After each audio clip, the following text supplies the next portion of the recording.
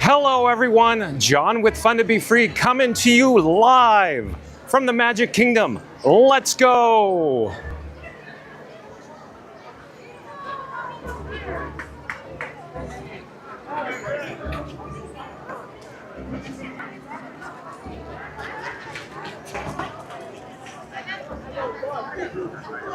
Welcome to Central Florida here at the Walt Disney World Resort. Like I said, John with Fun to Be Free, live streaming here at the Magic Kingdom. It is quite crowded today. We're actually here to experience the Pirates of the Caribbean with a question. Is Pirates of the Caribbean here at Walt Disney World better than the version or its counterpart at Disneyland in Anaheim, California? Its counterpart on the West Coast. We're here to find out. So, which version of Pirates of the Caribbean is better? A versus competition. Stay tuned and find out.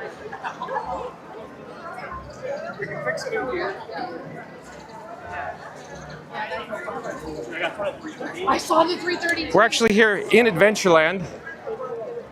You're looking at a breezeway just up ahead that'll take us to Frontierland.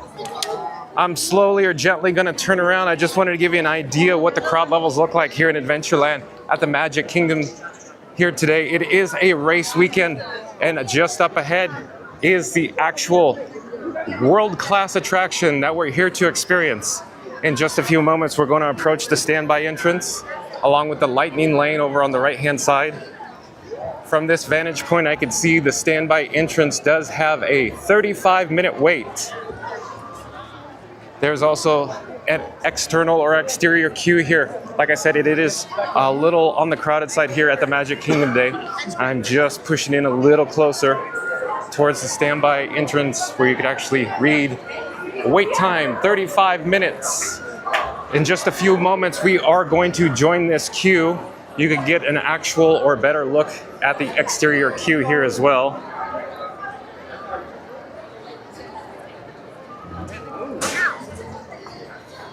Of course, you can see the temporary ropes with the black colored stanchions. On the opposite side of the pathway, of course, is the ever-growing strollers in this area here in Adventureland.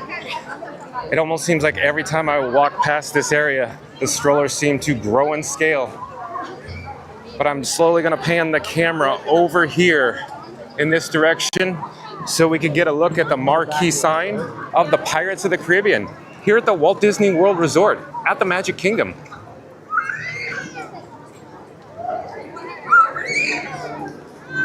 Smash that like button. Like, comment, and subscribe. Don't forget to ring that notification bell. And towering overhead is the clock tower here in Caribbean Plaza. And it looks like the clock is broken because it's actually not 6 o'clock. It's 2:04 Eastern Time. But just down below, like I said, is the exterior queue. We're going to join that. All these guests are walking over in this direction here. Let's follow them. I think that'd be a good idea. Like I said, it was 35-minute standby time here at the Pirates of the Caribbean.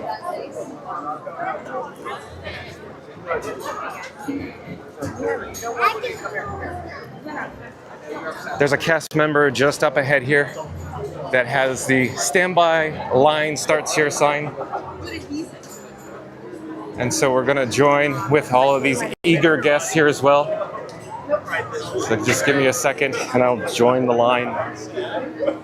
I love the theming. Of course, I don't get back in this area too often because I don't stand in longer than average wait times, but I was actually quite surprised and shocked that it's only 35 minutes here at the Magic Kingdom. Like I said, I actually came through the Transportation and Ticket Center, or the TTC, another Disney acronym, and it was chaos. Chaos parking, quite crowded at TTC.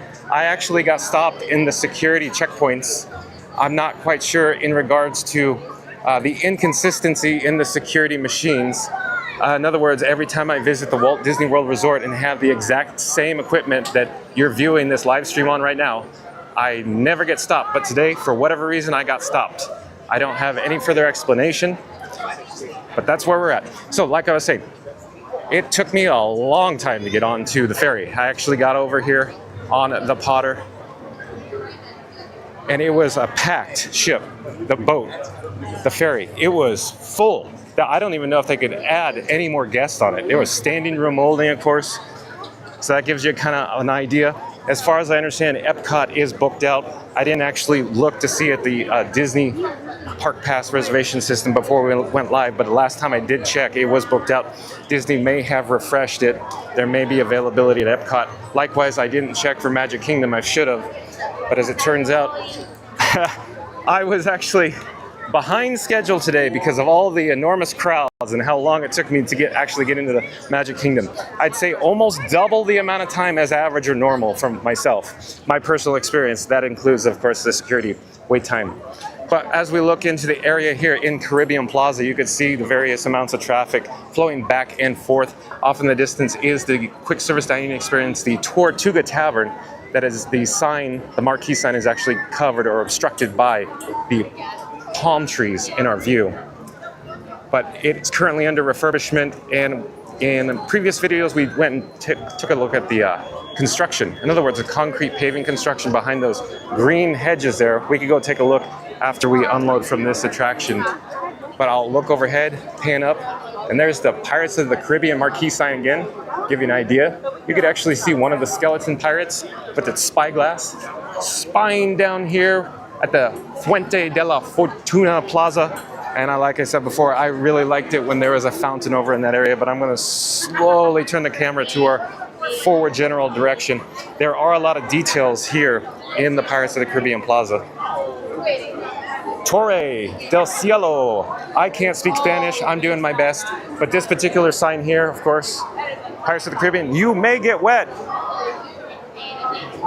Down below here, you could actually see a cannon, part of the theming here in Caribbean Plaza. In just a few moments, we're gonna go around towards the entrance of this attraction where we just saw the wait time sign posted at 35 minutes, like I said before. It seems lower than average in terms of wait time minutes. However, the Lightning Lane return did seem less than average. Sometimes I pass by this area and see a large line of guests just waiting for their time to be up, to actually, go up to the Mickey touch points and access the Lightning Lane entrance just up ahead here on our left-hand side. But here's another look at the sign again here for the safety sign. You may get wet. Join the swashbuckling adventures of pirates as they invade a Caribbean seaport. Your boat will drop down a short waterfall into dark, mysterious caverns where dead men tell no tales. So that was my best impression. I'm not very good at that. But I did want to point out up ahead here as I kind of awkwardly point the camera into the pathway, there is a sign up there that says the Pirates League straight ahead. That was an old location underneath this awning up here where you could have your junior explorer dress up like a pirate. But they are turning it into a Pirates themed bar, and we have checked out the construction in the past, and we could check it out as soon as we unload, if we have time. Like I said, I want to get over to the Disney Festival of Fantasy Parade for the 3 o'clock show out on the parade route. And there is a numerous amount of guests that are passing in front of us here in Caribbean Plaza. And we're slowly going to turn the camera here. You can see the various cast members that are eagerly waiting for guests to approach them and use the Lightning Lane entrance. And up ahead there is a sign for the Castillo de Moro. I believe that's what this whole interior structure is called. Don't quote me on it. Anybody in the chat know more about the history of this attraction that we could cover here in just a moment? But like I was just talking about the history, if I remember correctly, this particular attraction opened on December 15th, 1973. There's a very interesting story that goes along with it. I don't know if we will have time to get through the whole story. I do want to check out the news while we're in the attraction queue here at the Pirates of the Caribbean. But I'm going to slowly turn the camera to another vantage point and raise it in elevation. You are looking at what appears to be a skull in the rockwork there.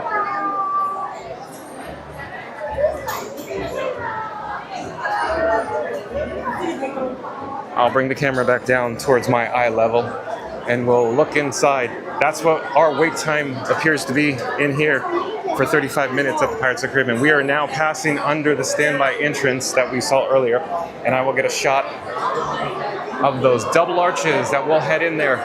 It looks like we're going to head over to the far right side in this case. And then there is a drinking fountain in this queue where we could have access to Florida swamp water. I can't wait. At this point, what I want to do is actually grab my BAT phone, BAT phone, out of my pocket. I'll show you here.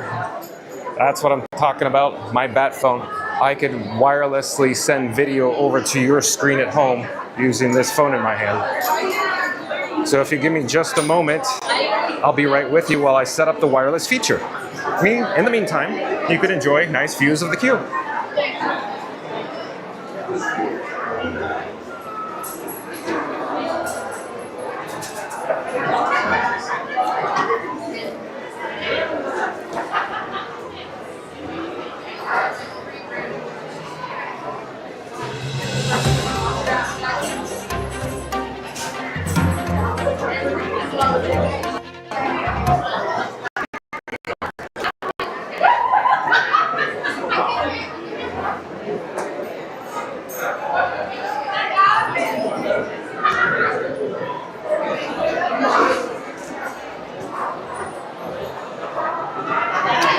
Okay, so I think we're all set up here.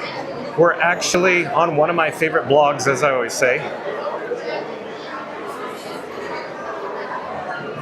blogmickey.com, website credit and shout out to blogmickey.com. Let's search for the latest news here at the Walt Disney World Resort. I just wanted to find something that would, oh, there we go. Perfect, in the area. That's what I was actually looking for. Tortuga Tavern seating area partially reopens as new flooring project expands. So I was mentioning earlier, Tortuga Tavern is undergoing some construction. This was posted, of course, on yesterday, February 21st. Tortuga Tavern, the seasonal quick service location at Magic Kingdom, has some new flooring as part of an ongoing project in Adventureland. The project began in January, and we forecasted new flooring pattern a few weeks ago. At this point, Walt Disney World has not announced a reopening date for Tortuga Tavern. So I'm inclined to think that the changes here are part of a larger budget for pavement in Adventureland. And I would have to tend to agree with, of course, Blog Mickey. Blog Mickey is pretty insightful. His photos are amazing. He's punctual and up to date. But let's continue with this. Recently, the seating area reopened, and we have a look at the new flooring design. Tortuga Tavern new flooring design. First, here's a look back at the old flooring designs where tiles dominated the space. So if you look below, you can see the old tiles. And then it goes on to say, here's a look at the new design. As you can see, larger irregular tiles fit between rows of bricks, connecting the unchanged columns. So there, the top picture there on the screen, that's what it looks like if we walk over there. Now, there's some more photos from different angles and vantage points.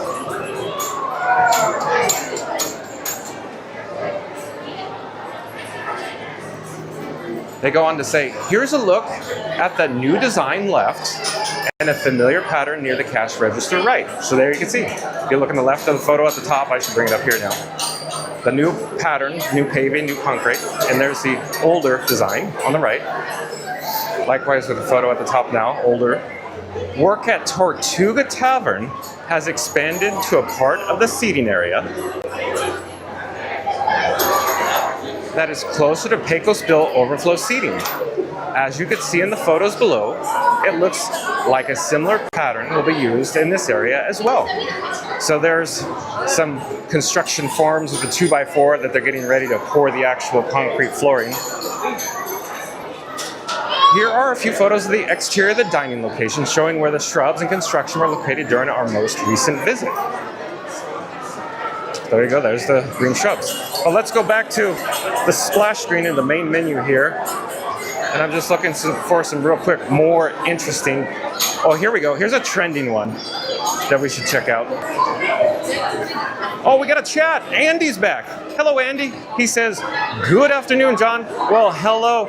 It's a great day here at the Magic Kingdom, Andy. He also has an icon of an emoji with a hand waving. Hello there. And then let's get back to the news here. Rumor, as I click on it. So this is from yesterday, February 21st, 2025. I actually did start reading this article earlier today, and then I got distracted because I had to get over here to the Magic Kingdom to bring you live at Walt Disney World Resort as we experience Pirates of the Caribbean here at the Magic Kingdom.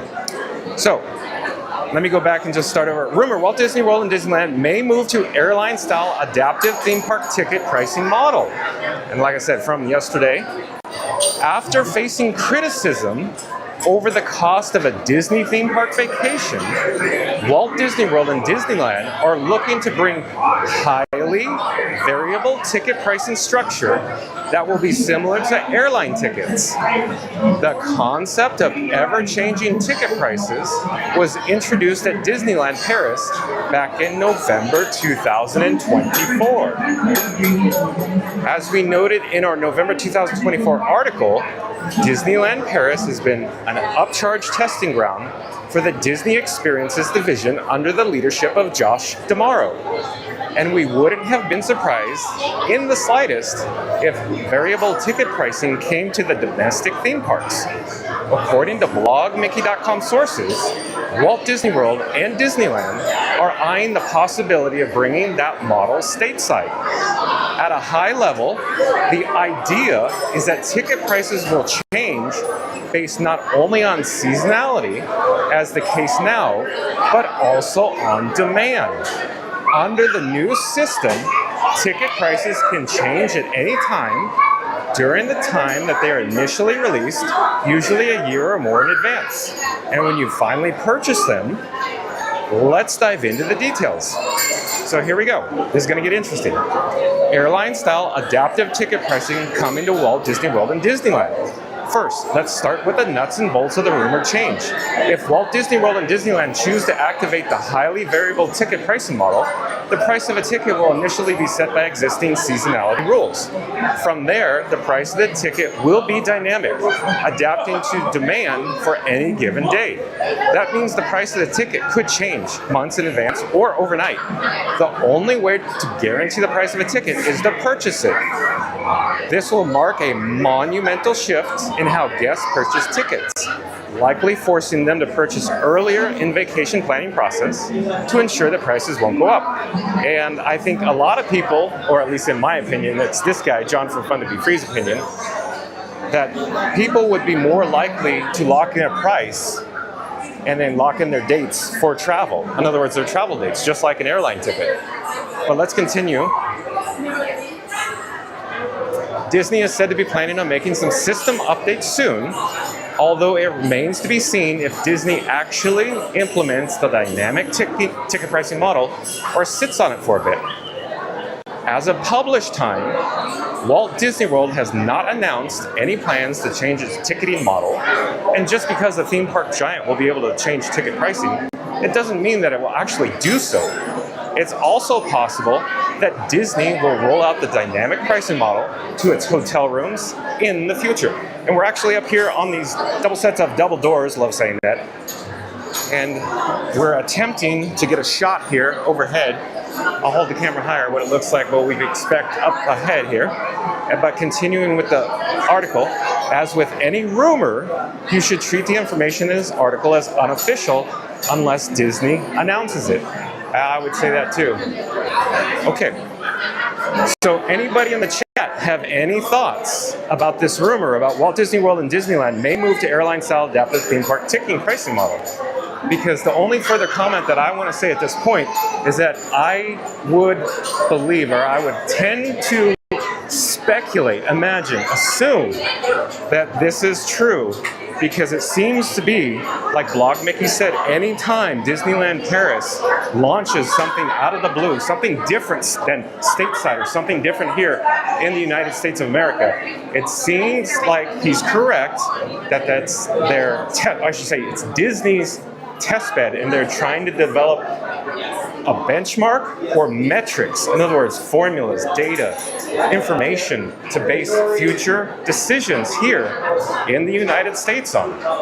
But anybody in the chat know more? Anybody have any other difference of opinion? I'd love to talk about it. I'd love to chat about, of course, this. Walt Disney World and Disneyland may move to airline style adaptive theme park ticket pricing, or simply just call it airline or seasonality or seasonal ticket pricing. But let's go back to Blog Mickey's main home slash screen of the website, and let's see if there's any other topical items that we could just check out while we're here at the Pirates of the Caribbean queue. Oh, here's one that we could just check out.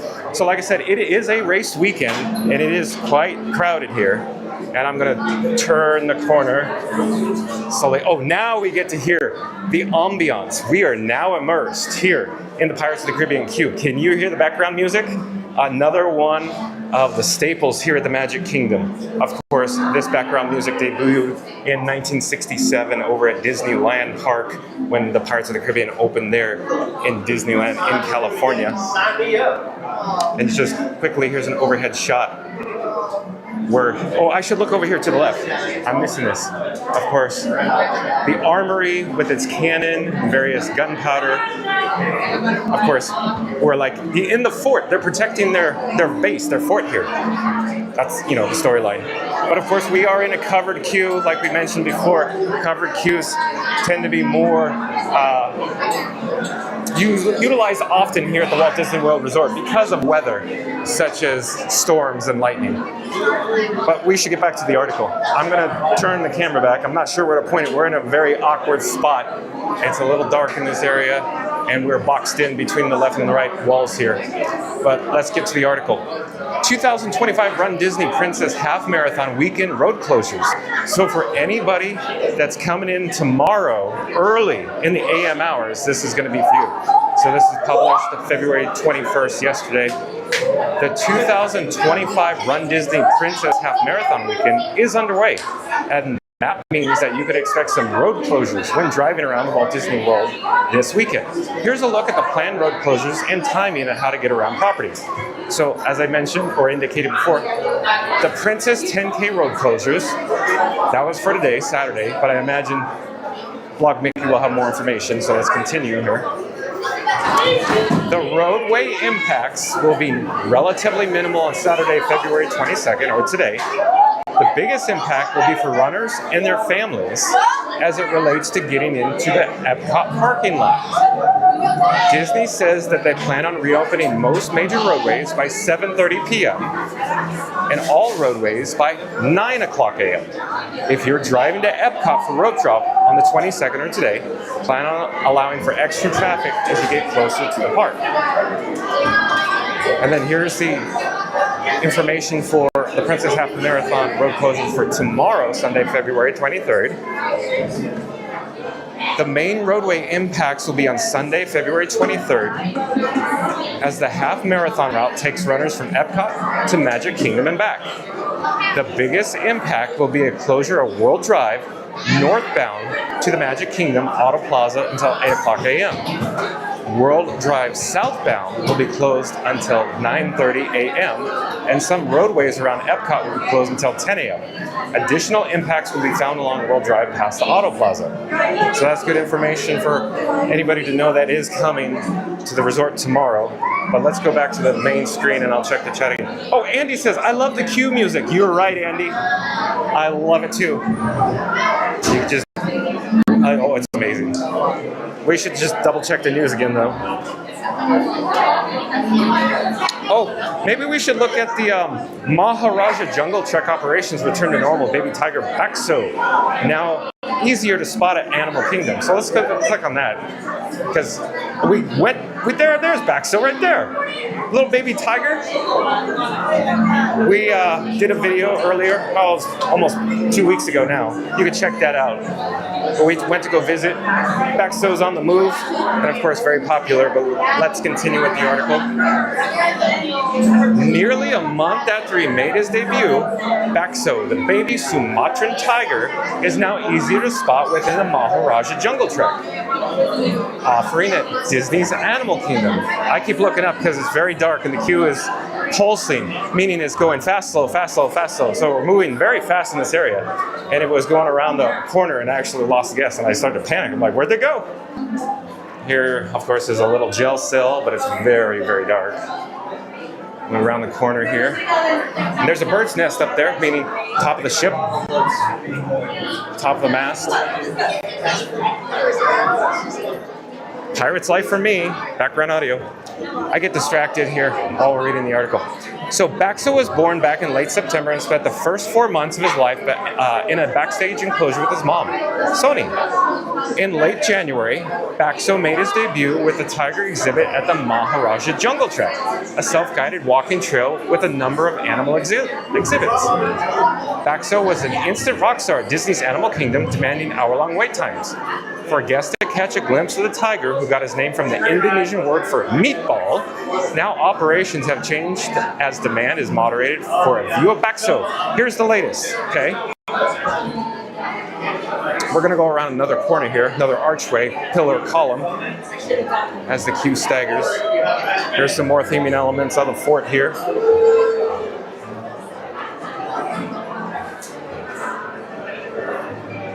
As we outlined in our early article, the Maharaja Jungle Trek modified its operations due to large crowds wanting to rope drop and see Baxo. The trail reversed the flow of foot traffic, making it easier to create a queue for guests to enter the opportunity to catch a glimpse of Baxo. When he first debuted on the trek, Baxo was rather shy, unsure of his surroundings that seemed foreign after months indoors. That meant a single small viewing platform offered the best chance to see Baxo.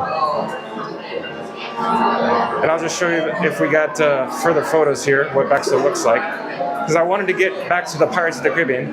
There is Baxo there. So are there any more photos? Okay, so that's it.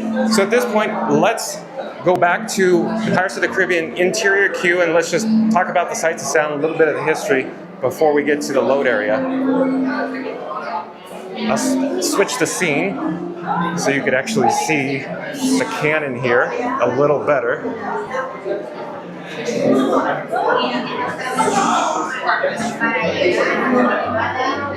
And what I'm doing now is I'm turning off the wireless feature on my phone, and we'll gently look what's ahead of us here while I do that.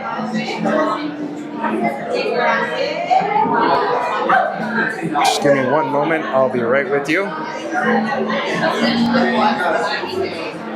Okay, I am putting the bat phone back in my pocket. And down in this area here, we're actually looking at, I should go over to this direction to the right. Of course, double doors that do go outside of the queue here, emergency exit, but cast members access it to go into the load area, into the station. I'm slowly turning the camera to our forward direction of travel.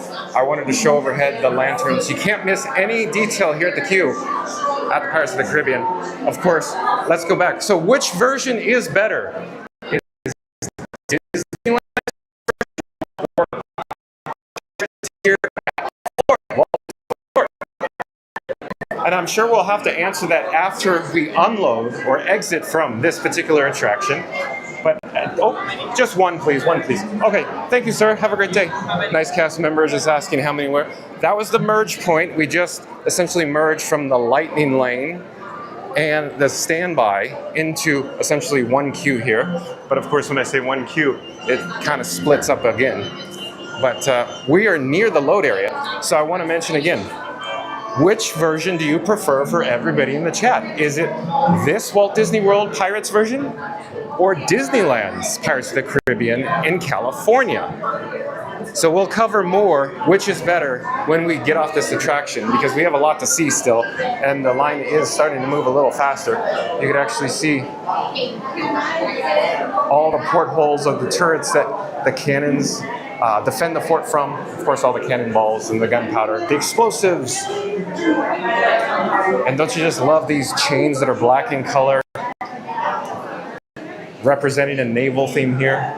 And if you look carefully through that little porthole turret window, you could see the load area down below where all the various guests are grouped into their rows to load onto the boats.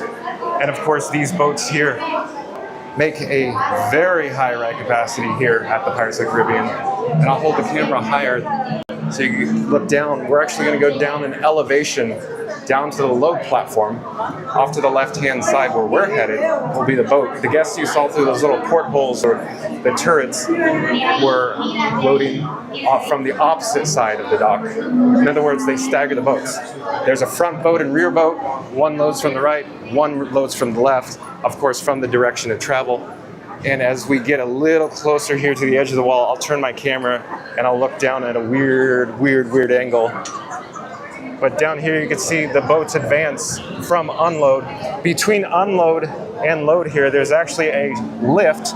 The lift is actually equal in size to the one drop that is available here at the Pirates of the Caribbean. You can see the boat advance into the station, and all of these eager guests with the girl in the second row clapping, because she is pretty excited to get on the Pirates of the Caribbean. And I'll say, I like the Pirates. And anybody in the chat, do you love the Pirates? Do you adore it? Is one of your favorite attractions? Do you always have to ride Pirates of the Caribbean when you come here to the Magic Kingdom? And I'll go back in this direction so you can see the load gates closed. And of course, the dual or two of them or both of the boats advance together into our grouping. In other words, this cast member in front of us is going to group us to our row here in just one moment. Hello there, just one. Row 2. Okay, so we got row 2. Prepare to make sail, the safety spiel. Row 2. What I'm doing right now is I'm taking the bat phone from my rear pocket, putting it in my front pocket. I don't want to sit on it. And then I just wanted to show you, for everybody in the chat, we are in row 2 here. And I'm going to pan back up because I want to see these boats as they enter the darkness. I'll probably end up actually going over here, probably get a better shot. You can actually see the conveyors below in the water. It's a little dark, but you can see the conveyors that propel these boats in the station here into the flume. Of course, in the flume there are impellers, not propellers, but impellers with an IM, impeller. We are about to load here on row 2 at Pirates of the Caribbean. And I will just end up going all the way over to obstruct minimal view here of the guests behind me. And I'll attempt to turn down the brightness on my phone screen. That's not to disturb too many people.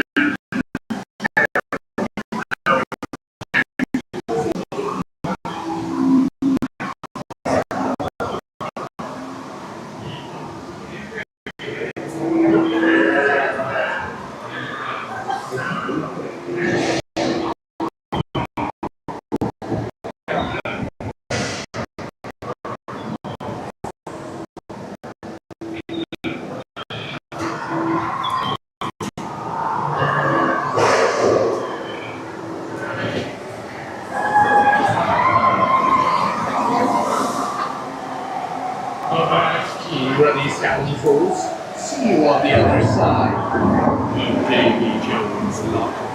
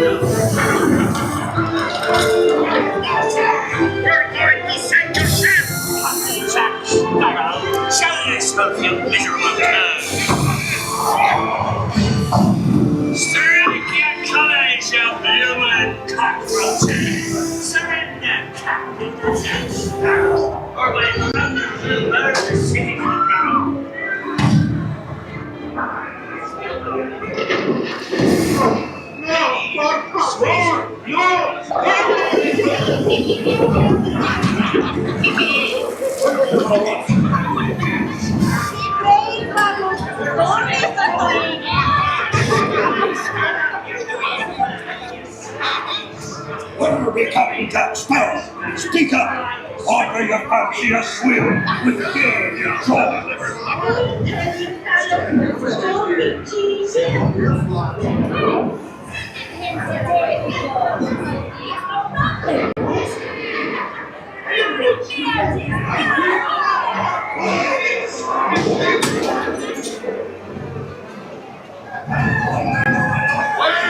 Now, you swabbies, what may I offer for these martinis? Everyone an egg layer. Unless they be laying golden eggs. Belay there, you bilge rat. Look what you're clucking. The gentlemen want the rum. Don't ya, boy? Hey, watch Without a look at this here.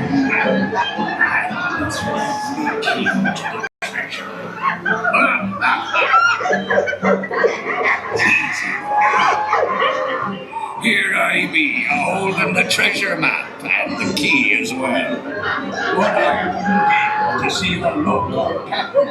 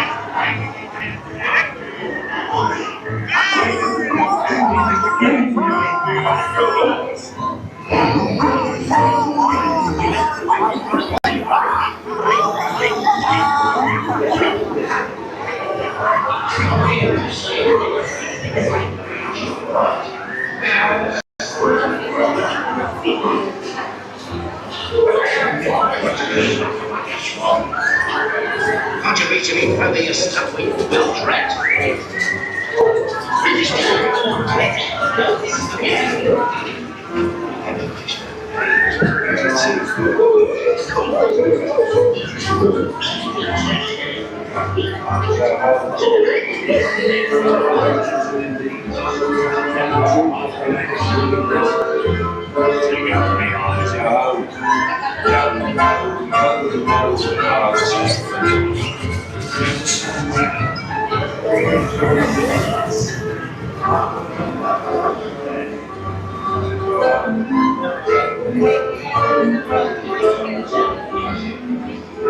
Welcome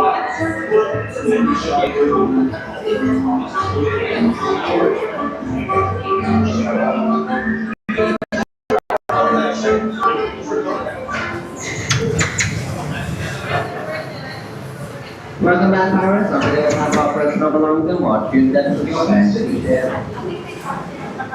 All right, so we're gonna get up here, and if I hold the camera low enough, you could almost see it. There is the lift just on the other side of the curtain there that goes back up to load.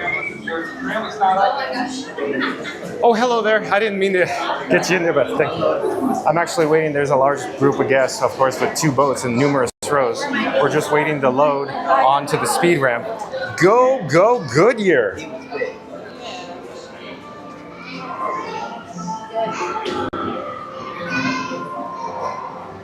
There's an access point that cast members use, an elevator used to bring, of course, the wheelchairs down and access. And we're gonna head up the speed ramp. One of my favorite things to see here at the Magic Kingdom. We also saw it in Tomorrowland as well. Go, go, Goodyear! As you know, I'm prefer a speed ramp over an escalator. On your way now, tell the world you set sail with Blackbeard.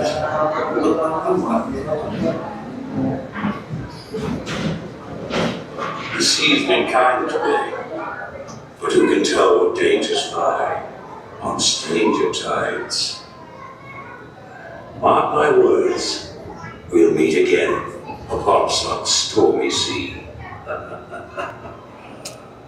Over in this direction, of course, you could choose one of 2 doorways to walk out to the exit. To the bitter end. We mentioned earlier before, there is a little construction going on the other side of this wall. I believe these walls are actually new. This, on the other side of this wall, when it does open, will be the Pirates theme bar. We could swing around and look at the limited construction, but over on the opposite side, you could see brown construction walls. This portion of the post-show shop, the exit here, is currently under construction, and I believe they are actually replacing or updating all the shelving in this area. But while we're here, let's take a quick look at the merchandise. Here is a Loungefly backpack, of course, themed to Pirates of the Caribbean, $79.99. There's also a Spirit jersey, Dead Men Tell No Tales. Dead Men Tell No Tales. I can't do it very well, but they offer many items of various fashion and apparel here. Of course, mini ear headbands that are themed to Pirates ears as well. A large array and assortment of items. We can push ahead here. I love this little plaza area. Of course, they have the palm tree, and it's actually open to the sky above. So neat. I could actually turn the camera back to see where we came from in this direction here. So well themed. And up here on the left-hand side are restrooms. There's also a little food and beverage kiosk here. You could choose to purchase Coca-Cola products as well. I don't want to spend too much time in this post-show shop because I want to go talk about, of course, which ride version is better, Disneyland's or Magic Kingdom's. But here are some Mickey Mouse and Pluto plushes, very popular with the guests. There's also some pirate flags. We're just swinging around here and we're looking at all the Pirates themed merchandise items and items hanging on the wall. I just wanted to show you these neat flags over here. I'm actually quite surprised that they sell a flag that you could, you know, poke somebody's eye out, kid, like Ralphie on A Christmas Story. You'll put somebody's eye out, kid. There's also faux or fake safety swords, $12.99. I'm going to touch them, show you. They are like foam, so they're very safe for the young explorers to swing around. They also offer some actual Pirates themed toys here as well. I'll show you a quick look and then we'll move on, go out to the pathway. But if I was a small child, I think I would want this. Especially if you just get off the Pirates of the Caribbean here and you're all jazzed up, you just saw, you know, Captain Jack Sparrow. It's a Pirates Beach playset. Let me back up. And they have an additional offering as well, this particular ship. So collect them all. Okay, I'm slowly going to turn the camera, and as I do, I'm actually going to take the phone out of my pocket and place it on the little bench or the little planter below for just a moment. As I pause, what I'm attempting to do is put it in my rear pocket. My rear pocket actually has a little zipper. I put it back there so I don't even have to worry about losing it or when I walk around or sit down, you know. But they offer these hats. I see these hats various guests also wear these hats. They are pretty cool. I'm actually going to touch this hat. So it doesn't exactly feel like leather. It's very close in nature. It almost feels like more of a felt. In other words, this hat here is more of like a felt material. But they are cool. They do remind me of the opening day special of Pirates at Disneyland that premiered, of course. It was, I believe, Wonderful World of Color in the late 60s with Walt Disney. And you see guests that are wearing the festive themed hat with all the big feathers. It always reminds me of that, even though these hats don't have those giant feathers. They do have some additional swords over here. And for the junior explorers as well, themed costumes. Just like all of your favorite characters from on the interior of Pirates of the Caribbean. In this location, a lot of stuff goes on here. They have the collectible medallions, the instantly engraved ID tags, and of course this nice cast member here, Earn Your Ears, that is currently pin trading. And over in this direction, which we should look at, of course, is the register wrap. WRAP will go around the column. I know, great to be on camera. Nice column holding up the rope. But I just want to show you, this area is newer. They actually updated this area recently. It looks great. I think they do a good job. And they actually have those giant fans there in the opposite corners, blowing air here when it gets hot. Because as you know, it gets humid and hot here in Central Florida. Like the sign says, exit. That's what we're going to do now. We're going to go back out to Caribbean Plaza. We'll take a quick look at the construction. And then we'll chat about what version is better. Stay tuned for that. So I'm just walking a little slower than average, my normal pace. While we're looking at it, let's head over here to the Green Hedges. And we should actually enter Tortuga Tavern so I could show you more, just like the Blog Mickey article. Here we go, there's a sign here. We'll swing around. And there's actually a marquee sign hanging overhead. We'll get a good shot of that before we walk under it to go check out all the concrete. One of my favorite things to do here at the Walt Disney World Resort is check out everything that's new, especially new construction items that freshly opened. So Tortuga Tavern, we're gonna go under. This is a quick service dining location that is currently closed, but of course it will reopen. And this is the existing paving or concrete, the stamped concrete. And we saw this before in a previous video, but there is the new paving that Blog Mickey was showing us, of course with the stamped bricks and then the gray color stones. Well, I'm swinging the camera a little fast here, but I'm actually walking towards the green hedge so you can see this.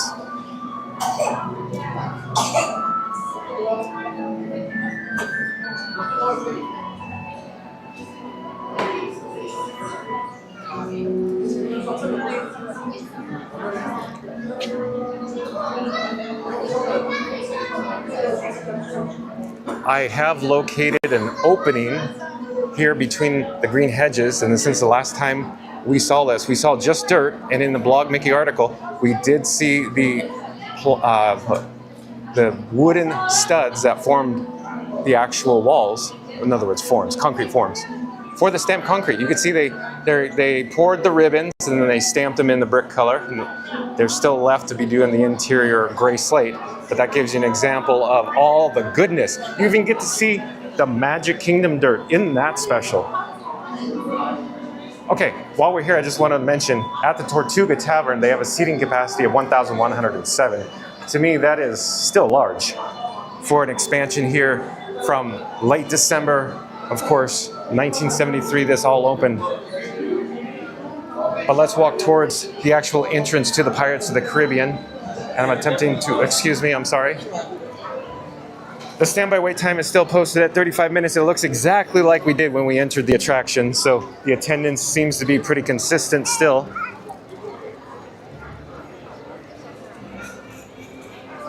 I'm actually going to put on my sunglasses. It's a little overcast today. But nonetheless, my eyes are having a difficult time adjusting to the Florida sunshine, even though it's hiding behind the clouds.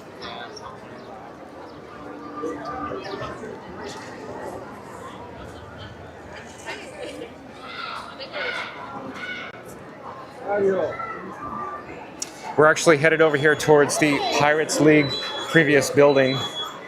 I wanted to just check out this construction wall before we continue.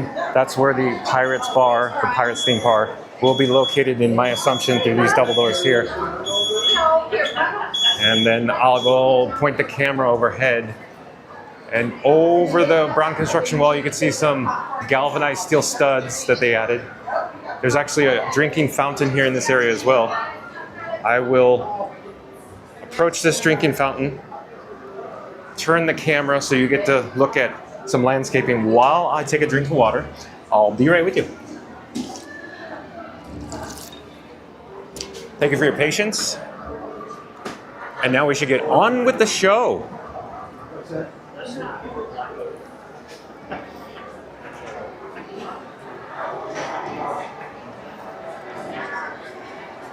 Well, hello there. I'm back. So like I said before, which version of Pirates of the Caribbean do you actually prefer? Is it the one here at the Walt Disney World Resort that we just experienced? It's so neat. Oh, you can hear the Walt Disney World Railroad steam whistle. Or is it the version at Disneyland in California? Now, my official answer is gonna be, I think they both have amazing charm and redeeming qualities to both. Even though they are very similar in the show building, they have differences. For example, Disneyland doesn't have much of an interior queue. The attraction here in Florida at Magic Kingdom has an enormous, very well-themed interior queue, like I mentioned before, due to weather, of course, you know, thunderstorms, lightning, etc. But Disneyland's queue, even though it is short, it is quite charming. As soon as you enter the door, you go to Lafayette's Landing, you're immersed into the bayou. And of course, the smell at Disneyland is similar, but I'd say slightly different than the Florida counterpart here. So I don't know if it has to do with the temperature, the humidity, you know, the West Coast versus East Coast, but it's slightly different smell. And for anybody experienced both, you may know what I'm talking about. It's very, very close. But as you'll probably imagine, I've experienced both attractions here on the East and West Coast numerous times. In fact, back to back, sometimes the next day back to back, because that's how big of a nerd I am. That the impression that it left here in Florida with the smell, then I go visit Disneyland, it's slightly different, as I was saying. But getting back on track. So, in regards to Pirates of the Caribbean here or Disneyland, to compare them, they're very similar, like I said, except for the interior queues, because Disneyland doesn't have much of it. But Disneyland does have an advantage, a major advantage. And you probably know where I'm going with this. Of course, the station, the load area, where you get on the boats in the bayou. You get to see all the fireflies, the entire bayou. You get to see essentially the Beacon Joe. Of course, Beacon Joe on the rivers of America here in Magic Kingdom Park, using the same molds from Pirates of the Caribbean in Anaheim, California, in the bayou. But they also have 2 drops. So they have double the amount of drops that the Florida counterpart does. So Disneyland has some definite advantages to the show, the theming of the attraction. And of course, the catacombs. When I say catacombs, now, I'm not certain how much live video content came out, because when we were in the catacombs, it appeared my camera setup was having issues communicating with the cellular data connections, meaning I have a couple of cellular data connections from Verizon and AT&T. But even with 2 of them in the catacombs, because they're probably rock work and of course foil, we could cover all the materials that they're made of in another video, because I don't think we're going to have time to cover it in this video as we walk towards the hub or Cinderella Castle. You know, I'm looking at the time right now. Let me just double check as I awkwardly take my sunglasses. So it is 2:55 Eastern time. We should actually go around the Magic Carpets of Aladdin, when I say go around, the opposite side, and go through a breezeway back out to the parade route towards Tiana's Bayou Adventure, because I believe there is a 3 o'clock Disney Festival Fantasy Parade happening very shortly. In other words, in 5 minutes. But let's get back on track to my diatribe here about Pirates of the Caribbean on both coasts. So Disneyland has the advantage because they have the amazing catacombs. If anybody's ever seen a video or been on Disneyland's version, when you go down the first drop, there's an entire cave system of catacombs down there. It is, I think, well planned. It's actually in a basement. You know, if you've ever been to New Orleans Square, literally it's in the basement, and above it is the load area, the bayou.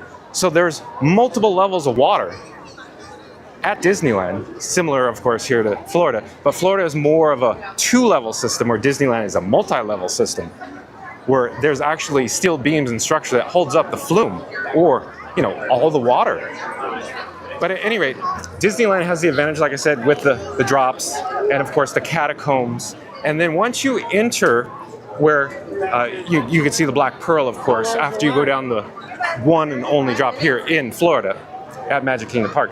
I'm paused because there is quite the backup here trying to access the breezeway. This pathway is very, very congested, so bear with me one moment. But at any rate, so the one drop here versus the 2 drops at Disneyland, the catacombs they have there, and then the Black Pearl. So once you get to the Black Pearl on both coasts, or Disneyland and here at the Magic Kingdom, they are very similar in scale, very similar in the show building, very similar in story, figures, scenery, props, animation, show scenes, all that jazz. But we should get right up to the actual finale of the attraction. At Disneyland, another advantage it has, of course, is the lift. You actually get to ride up a lift, or as Walt Disney used to say in that Wonderful World of Color episode that premiered in the late 60s featuring the Pirates of the Caribbean when it did open, you get to ride up a waterfall. I love that. Anyways, so you do get to ride up the waterfall, and they have, you know, that slight variation of the scene in the finale at Disneyland, which is another added bonus. So if I have to call it the Florida version of Pirates, I would call it Pirates of the Caribbean Light. So L-I-T-E, just like, you know, Miller Lite, Bud Light. Pirates Light. But with that said, we still got a great experience on Pirates, and it's just unfortunate that we didn't get the entire catacomb system, New Orleans Square, all the various themed buildings of the immersive area on the rivers of America from Disneyland here. We could go into another hour-long conversation, of course, why that is, but the long story short, as I always say, why we got this version, I'll share real quick. So when the Magic Kingdom opened here on, of course, October 1st, 1971, the guests came in and they clamored, they wanted to see the pirates.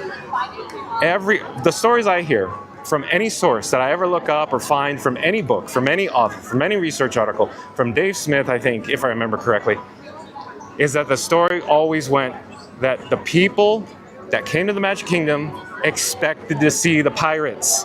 When they got here, no pirates. So as a result, Walt Disney Company, as it was called in those days, received numerous letters. I wouldn't call it complaints, they were more like concerns. They just wanted to see the pirates. So they received letters, people stood in line at City Hall, went to go essentially let all the various cast members know they came here to see the pirates, but they weren't here. And the reason, of course, for this story, I hear a marching band coming, so we're gonna get off the route and walk on the pathway, and then we can continue. The whole reason for this long-winded story is that, of course, as you know, there was going to be a Phase 2 expansion or Phase 2 construction here at the Magic Kingdom that contained the Western River Expedition, and I'm very sad we didn't actually get that because that would have been Mark Davis's crowning achievements. Mark Davis of WED or WED design, of course, in those days. It would have essentially been a Pirates-themed attraction. I should rephrase, an attraction similar in nature to Pirates with boats, boat ride system, flume type water. But it would have been themed to, of course, cowboys and Indians. There's the Liberty Bell steam whistle now. We're getting the fanfare for Disney Festival Fantasy Parade, so I need to cut this off. So, bottom line, they were going to build a Western River Expedition for Phase 2 at the Magic Kingdom. It never happened because of the oil crisis that happened in the early 70s. And at that point, they shut it down, they cut the budget, and we never got Western River Expedition. And the whole point is that they were going to have pirates on the West Coast because there's pirate lore. There's, of course, the Caribbean here near Florida. And there was no pirates on the West Coast. So the whole intention from WED, or Disney, the Walt Disney Productions at that time, was to have pirates on the West Coast and Western River on the East Coast, because Western River would have had cowboys and Indians and horses themed to Western, of course, Western on the West Coast. So there's that quick story as a mouthful goes on from me. And you just are tuned in probably to see the Disney Festival of Fantasy Parade. Nonetheless, we did have a good time riding Pirates of the Caribbean. So if I had to sum it up, They both have their advantages, and I would say if I had to choose one, it's very hard, very difficult.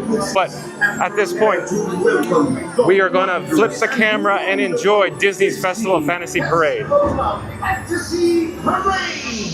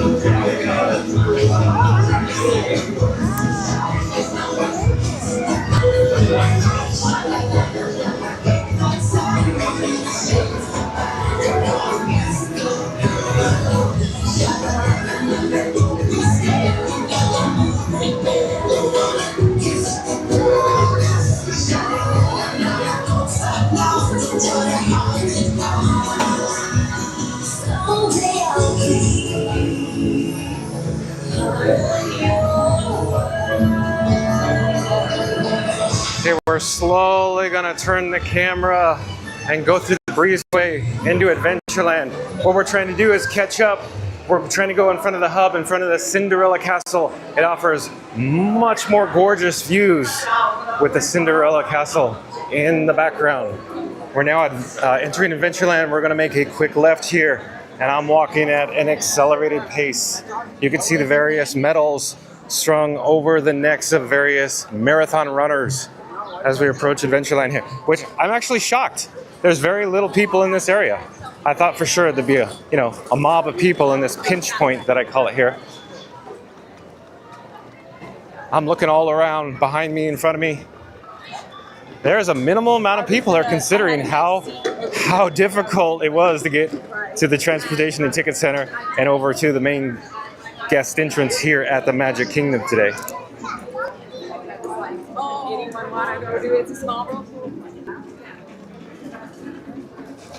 You're watching live streaming coverage from the Magic Kingdom at the Walt Disney World Resort, the most magical place on Earth. We're actually just going to go under the Adventureland marquee here in just a few moments. And as I said before, I'm headed out to the hub in front of gorgeous Cinderella Castle. I'm not quite sure where the opening, the Beauty and the Beast B&B float is, but I don't hear parade audio like I thought it would be. It is playing, but I don't hear it in the hub yet. Oh, there, B&B's still in Liberty Square, so we have plenty of time, I think the parade audio fanfare just started playing down here in this area as we approach. There. Oh, hello there. Excuse me.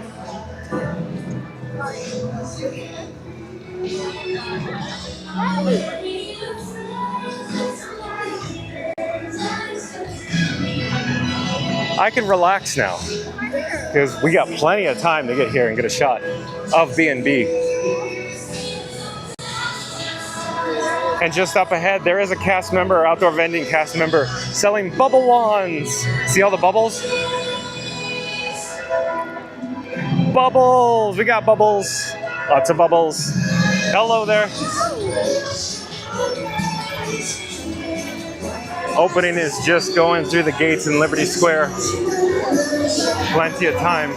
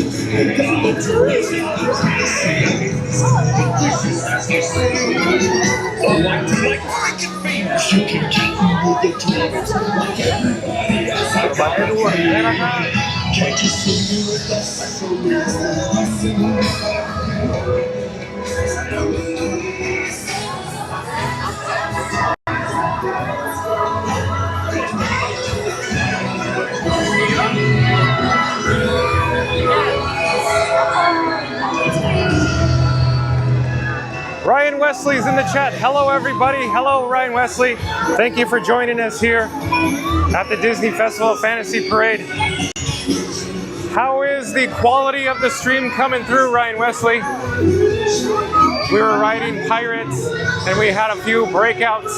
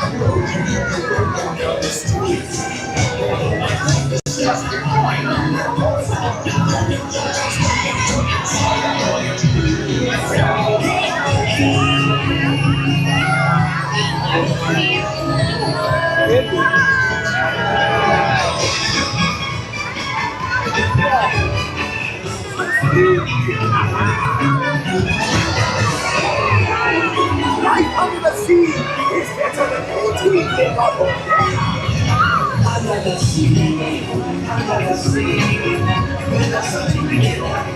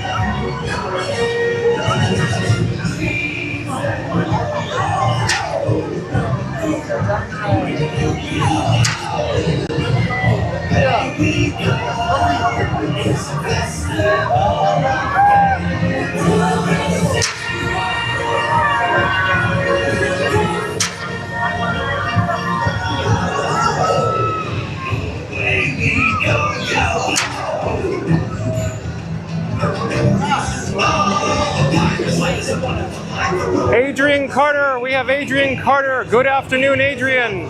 Well, hello there, Adrian Carter. Thank you for joining us here. He says hello, hello with the hand waving icon.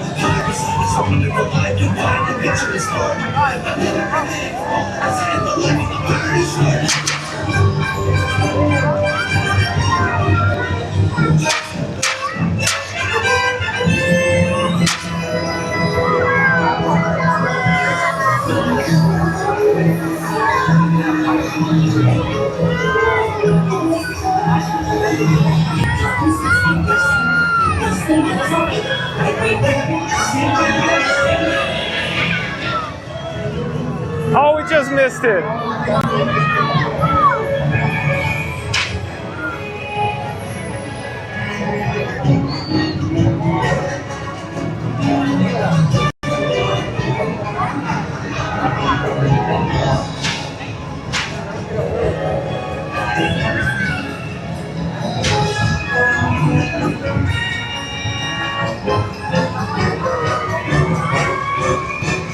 Yeah.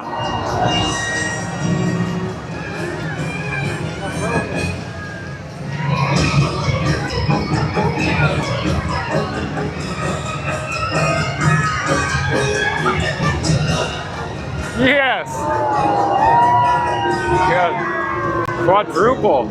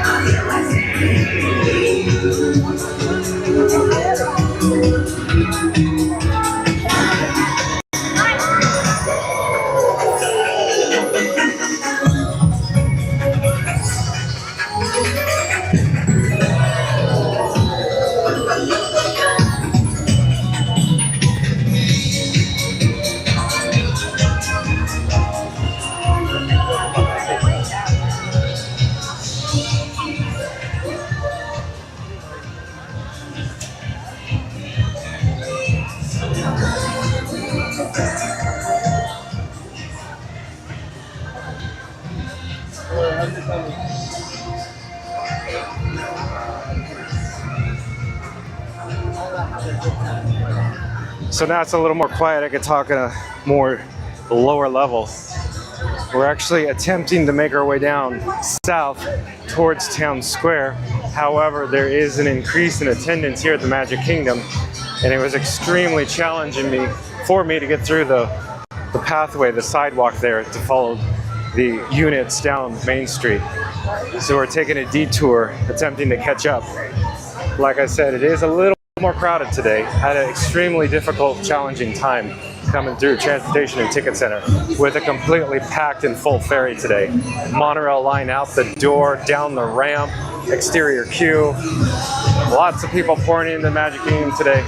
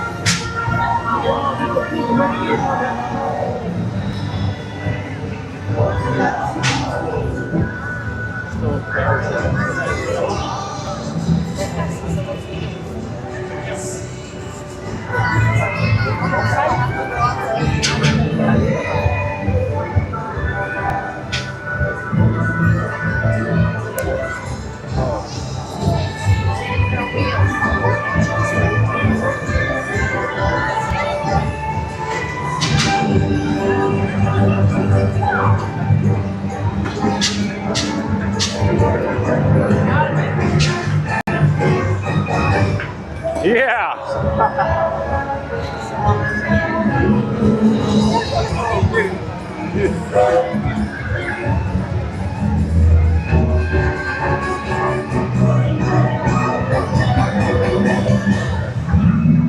Double.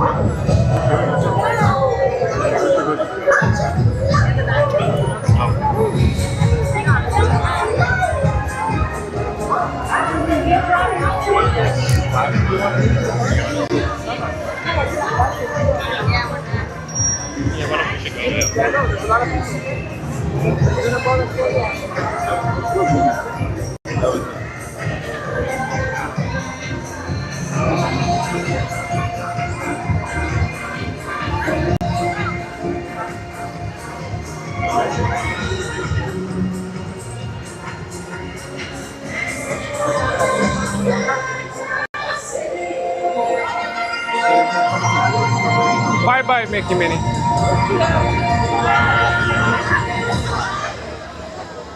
I say this after every parade. I love a parade. There's nothing like experiencing Disney Festival of Fantasy Parade here at the Magic Kingdom, especially on a nice day. It's a little overcast, it may look a little gray, but I'm definitely enjoying the weather here in person. I'm actually wearing a long sleeve shirt.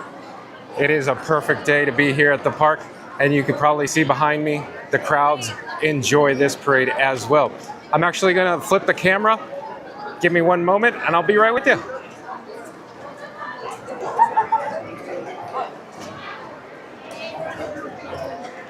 Take a look at the post-show crowds. They're headed north, up towards the hub to distribute through the 5 other lands here at the Magic Kingdom. There's a large amount of traffic coming at me, as you can see. There's strollers everywhere. I'm looking down at my feet. Let's get a shot, an overhead shot as I raise the camera, looking down Main Street, USA. Here at the Magic Kingdom.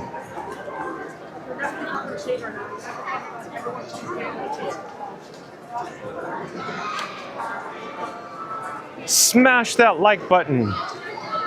Remember to like, comment, and subscribe. Also, don't forget to ring that notification bell. We actually need to get a fuel rod. So what I think I should do is actually slowly navigate around numerous strollers that you can't see in view, but there are a lot of strollers coming at me. And a lot of them have passed me. We're actually gonna go back down to Curtain Call Collectibles. As you know, they have a fuel rod distribution location there. We're looking south here into Town Square near Christmas Tree Point. There are still a lot of guests coming at me. It is, you know, above average attendance here at the Magic Kingdom. Here's an overhead shot to get a look or an idea what the winds are like here. They're essentially non-existent right now. It's very comfortable here. We're gonna head over here towards the Town Square Theater, where you could actually meet Magician Mickey. Like I said, I need to get a fuel rod. On the way, while we're going there, I'd like to get a sip of water. And there's still people, of course, coming. They're just streaming through the portal here on the east side. P-O-R-T-A-L, portal. The pedestrian train tunnel, some people call it, or just the tunnel. But it's just up ahead here are the drinking fountains that offer Florida swamp water. I would say it's so good when it hits your lips, but no, not really. So here is what the drinking fountain looks like. I'm going to point the camera in this general direction while I do get a drink of water. Bear with me just one moment.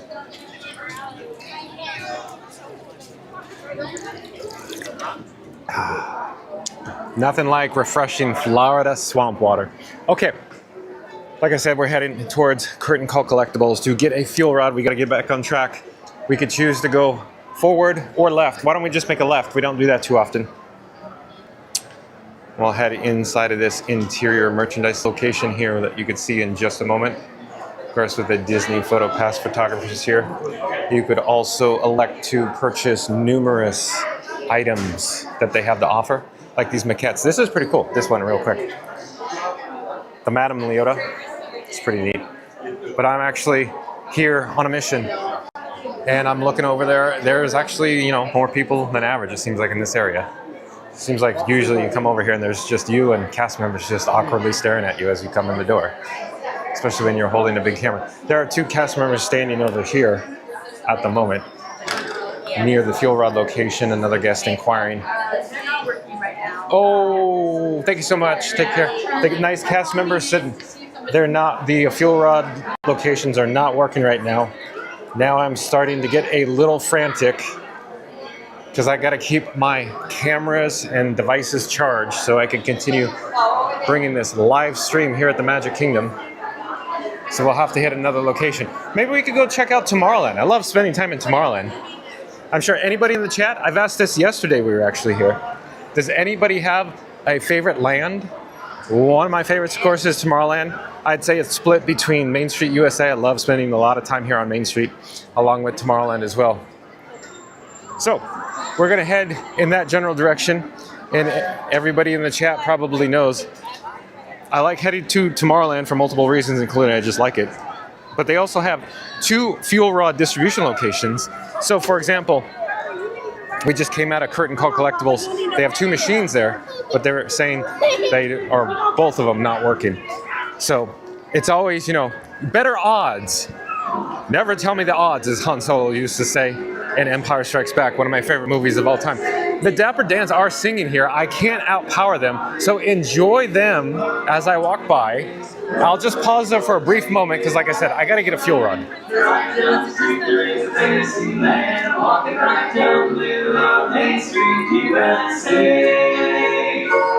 I'll walk right down Main Street, USA. It's the heartbeat of our holiday. Just hear that big brass band. They made it Adventureland. I'm walking right down the middle of Main Street, USA. Oh,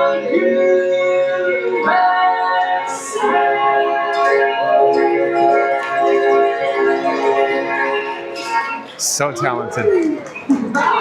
So I'm going to slowly and methodically start pointing my camera towards the castle, our forward direction in travel. We are headed up Main Street towards the hub. We're just passing an outdoor vending location that does sell bubble wands. And there are actually numerous cast members up here, not sure certain what's going on. They appear to be custodial cast members. They are hovering around multiple trash cans. I don't know what the issue is, but I'm sure we don't want to see that, so I'm going to keep walking past it. Whatever the case may be. There is a service animal down here. And we're continuing to walk up Main Street into Tomorrowland. And at Disneyland, for anybody in the chat may know, as you're on the Disneyland Railroad, when the railroad's coming into the Tomorrowland station, now approaching Tomorrowland Station. Like Garco from the Wonderful World of Color, featuring Walt Disney from the mid-60s. And just up ahead, of course, is beautiful Cinderella Castle. I'm actually not having too much trouble walking up Main Street right now. The crowds have dispersed a little bit since the Disney Festival of Fantasy Parade. There are numerous Disney PhotoPass photographers taking photos of many guests that are just out of sight of the camera. But as always, they are, here's one. Because everywhere you look, they're in their green and blue attire, their cast member costumes, of course with their shade control hats.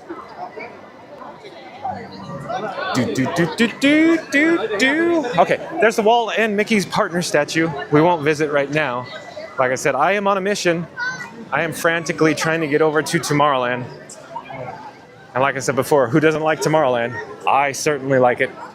Up ahead, there's actually hot and fresh popcorn. They have them on the east and west side here. Like I said, I won't stop because I'm on a mission. But I just wanted to point that out and mention it. Usually the line can get quite lengthy. Well, as I say that, it appears to be that there's a queue that stretches back for some time. And I'll show you as we walk by. Actually, I'm surprised how long it is. So if you start at the popcorn and I'll pan left, it extends almost all the way back to that pathway back there. Look, all the way down there. Fresh popcorn among the many sights and smells here on Main Street, USA.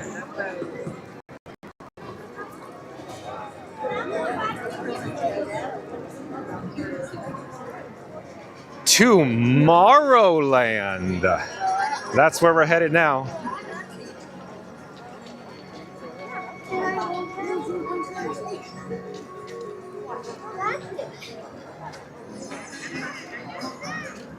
We'll get a shot of the sign as we approach. Glistening, all futuristic and sleek, white in color. Listen to the awesome background music, or BGM as some nerds call it.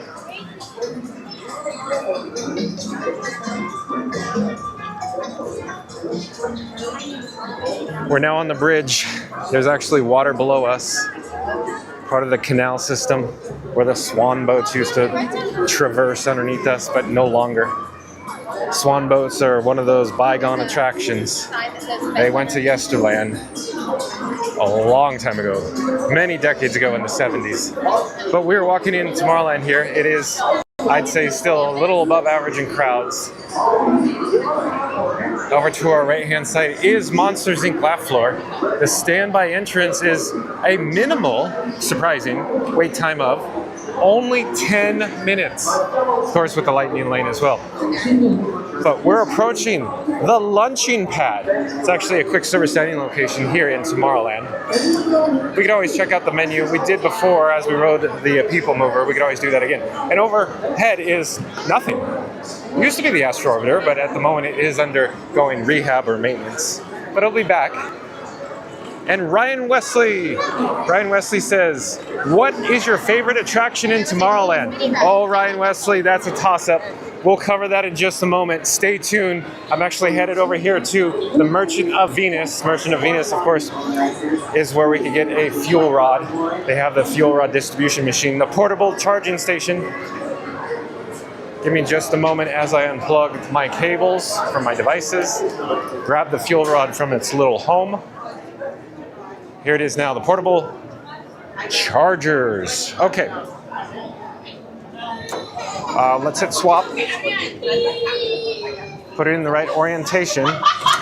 Put it in the machine. And in just a moment, we're going to get a satisfying sound of a new, fresh fuel rod.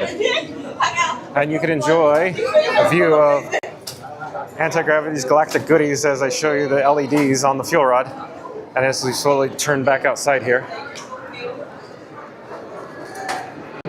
I'm putting the fuel rod in this little home, plugging the cables in, and it appears we have success on our many devices here. Yes, excellent. So while we're here, I just wanted to get a quick shot of the launching pad, but we got to get back to Ryan Wesley's chat in just one moment. I'll be right with you, Ryan Wesley. So the launching pad at Rocket Tower Plaza, like I said, is a quick service dining establishment here. I'm going to push in, go closer to the actual service window. I could show you the, over in this direction, they offer the mobile order pickup. So if we go around this awesome, sleek spire that is currently painted in burgundy, which used to be white in color, there is the mobile order pickup window here, indicating Booster Rocket Beverages. And there's another bay over here for mobile order pickup as well. You could also order at that window, and then on the opposite side as well, you could order, walk up and order. So I just wanted to give you a quick shot of this side, and we could swing around. You could also, the same thing over here, mobile order pickup, and there's the ordering area over there. You could also choose to dine in the exterior patio location here. We can check out the menu here in just a moment for Rocket Tower Plaza, or I should say the lunching pad at Rocket Tower Plaza. But as we do, I'm going to head over towards Buzz Lightyear's Space Ranger Spin standby entrance of 50 minutes. It's 50 minutes.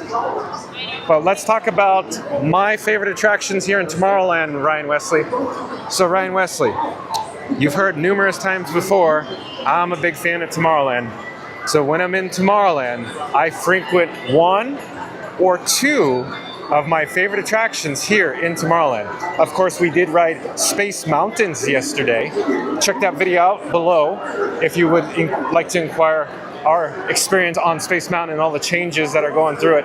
Walt Disney World has been putting the ringer to Space Mountain, making changes to it. Check that video out if you want to know more. here is what the People Mover queue looks like. So I was actually coming over here to show you the People Mover marquee sign. So if I look above, there is the People Mover. So Ryan Wesley, one of my favorite attractions here in Tomorrowland is the People Mover. The People Mover, like I said before on previous videos, offers stunning views of Tomorrowland, and you could experience a speed ramp not once, but twice. In other words, as you ascend and then as you descend. So Ryan Wesley, there you go. There's one of two of my favorite attractions that I frequent here in Tomorrowland. The other one just happens to be directly next door, right over here. It's the Walt Disney's Carousel of Progress. Let's go take a look at the marquee sign.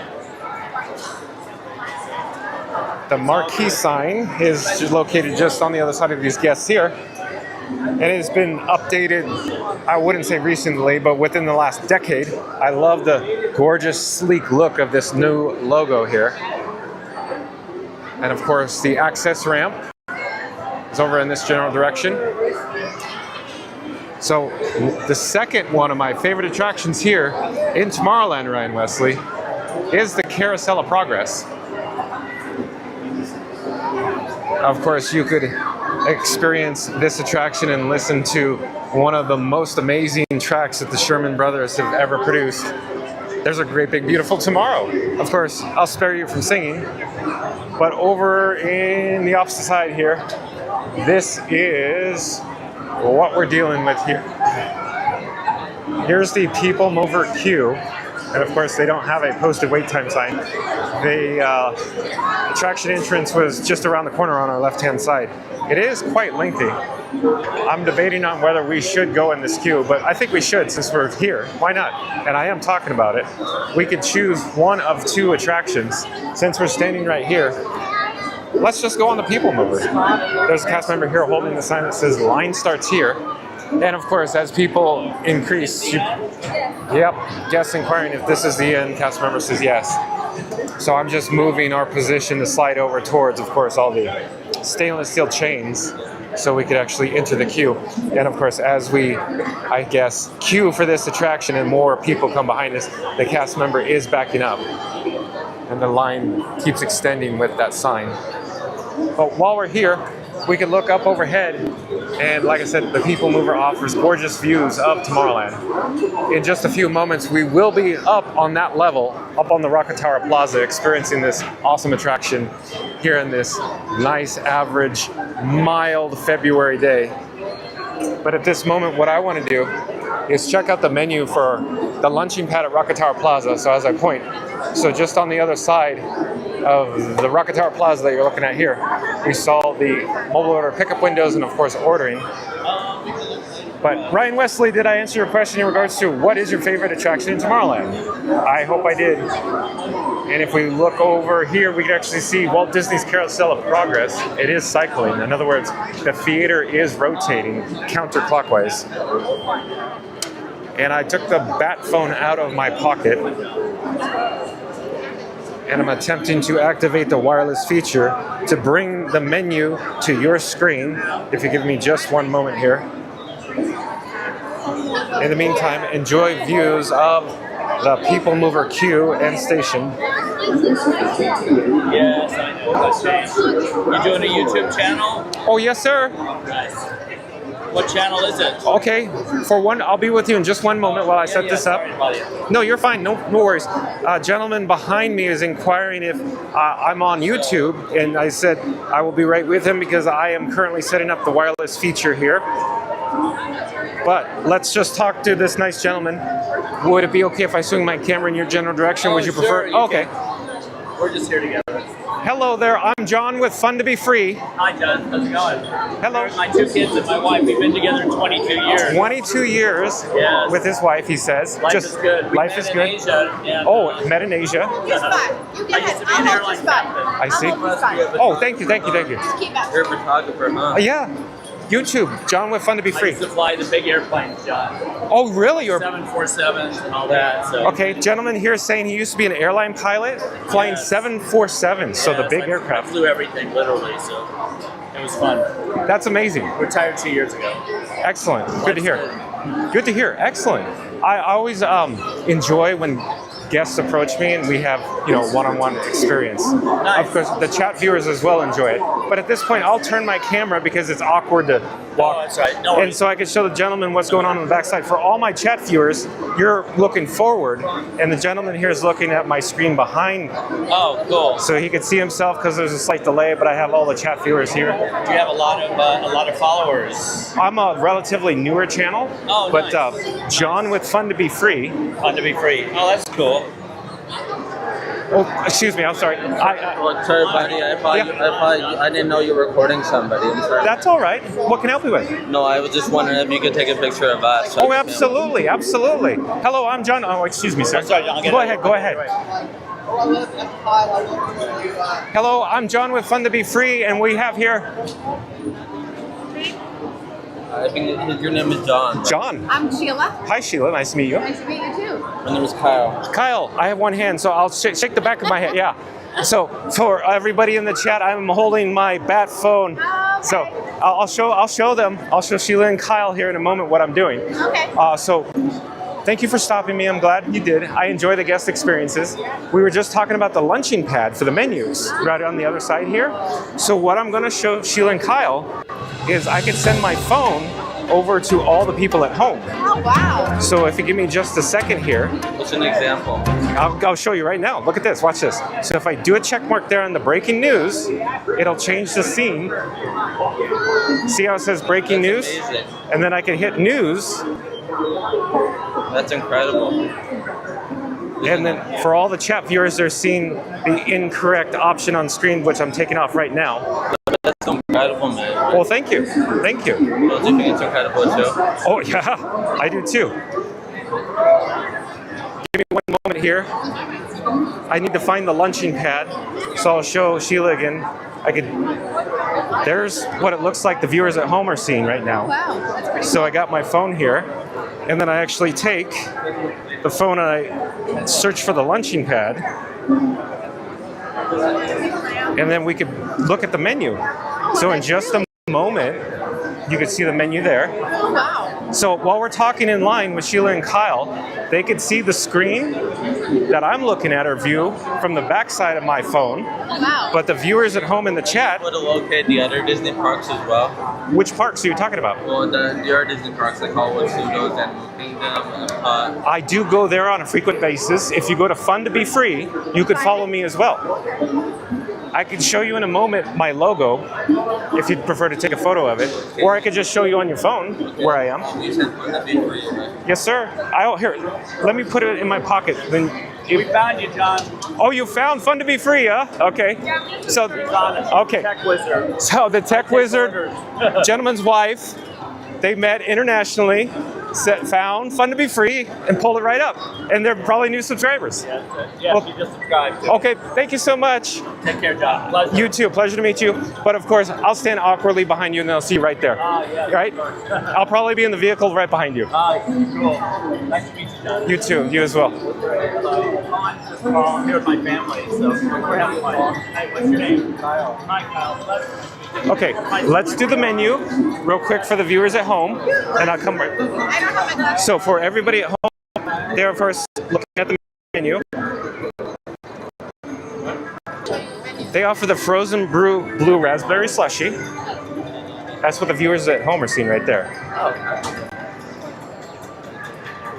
And then they also offer a Cuban hot dog, a queso fundido hot dog, an all beef hot dog, and additional snacks like cream cheese, warm stuffed pretzel, Mickey pretzel, cheese sauce, and additional beverages as well. So for everybody in the chat, I'm going to take the menu off the screen and we'll get back to the camera view. Just give me a moment here. And then we're going to go back and talk to Sheila and Kyle. Ryan Wesley in the chat always says, yes and thank you. All right. So at this moment, let me deactivate my bat phone.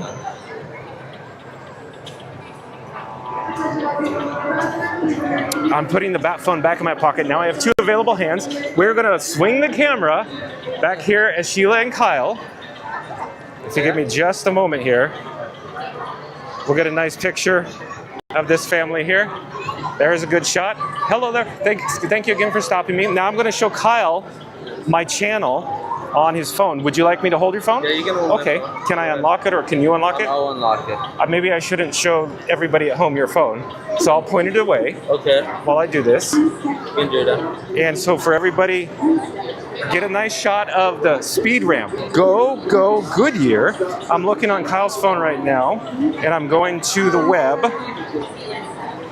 And I only have one hand, so it's a little awkward, but I am typing. It's hard with one hand, huh? Yeah. You ever seen the guy, the one-man band? Yeah. This is what it feels like. You're doing a good job. Well, thank you. So again, for all the chat viewers, I'm on Kyle's phone, and I'm navigating to Fun to Be Free, my channel. Where do we on YouTube? On YouTube. Okay. Yes, sir. And so here we go, Kyle. So if you log in, you can probably subscribe. There it is right there. And then if you hit, play, you could see us go live. There is a slight delay. It's probably, 11, 12 seconds. That's amazing. Well, thank you. Of course. Thank you. Go ahead of us. Oh, either way, it doesn't matter. But if you prefer, you could stay behind me and watch the screen as I, juggle. I can't see, but I have my glasses. Okay. But again, the nice people behind this inquired about my channel here on YouTube. And then in just a few moments, we are going to load on the People Mover station here. In fact, why don't I point the camera towards the Carousel of Progress? Because Ryan Wesley was inquiring about my favorite attractions, going back to that for just a moment. Carousel of Progress, of course, is one of my favorites. I've been talking about the weather here. I actually wanted to pull the weather up. I try to look at the weather, before I go live, but sometimes, especially coming to the Magic Kingdom, as everybody knows, it's a little more chaotic. Sometimes it just takes a little more time to get here.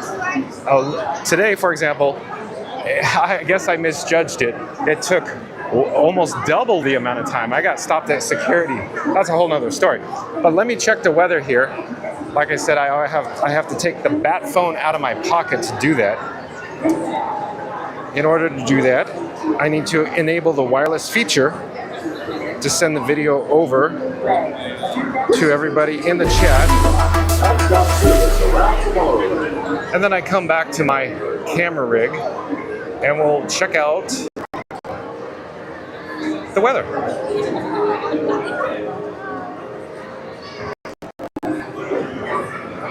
John, I thought about doing that and teaching flying and traveling. You should. Yeah. I would have one course and then be in Sydney one day and be in Hong Kong. Yes, sir. For all the viewers at home that can't hear the gentleman, he's talking about teaching, and of course, because he's a pilot, so teaching others fly. But here, we'll go back to the weather. And so here at Bay Lake or at Walt Disney World, it is 70 degrees. Of course, cloudy. You can see the screen in the back there on the app that I'm using. It's a high of 71 degrees and a low of 46. So I actually woke up today. It was in the 40s here in Central Florida. Central Florida, as you probably are aware, is a little on the warmer side, but it is winter here in February. February winters here are very mild. Nonetheless, it is a nice day. So right now at this moment, it's showing at 70 degrees and overcast. And of course, as we come into 4 o'clock and 5 o'clock p.m. this evening, we have 70 degrees and 69 degrees as well. So I just want to get an idea what it looks like, because usually, I come to the Magic Kingdom and it starts raining and I have no idea. I always say, I don't know if it's going to rain, and then sometimes it rains. But at any rate, thank you again for the weather. Let me flip it back to the actual camera view because we are getting ready to go up the speed ramp, one of my personal favorites here, of course, at Tomorrowland. The speed ramp brought to you by, of course, Goodyear. Go Goodyear. And we're starting to go through the turnstile here. As we go through the turnstile, I'm juggling devices. And there is the speed ramp that I love, ascending up to the Rocket Tower Plaza. And we're heading up to the upper level here as we go to the station and attempt to load. I'm actually disabling the wireless feature on the bat phone, and I'll be right with you. Thank you for your patience.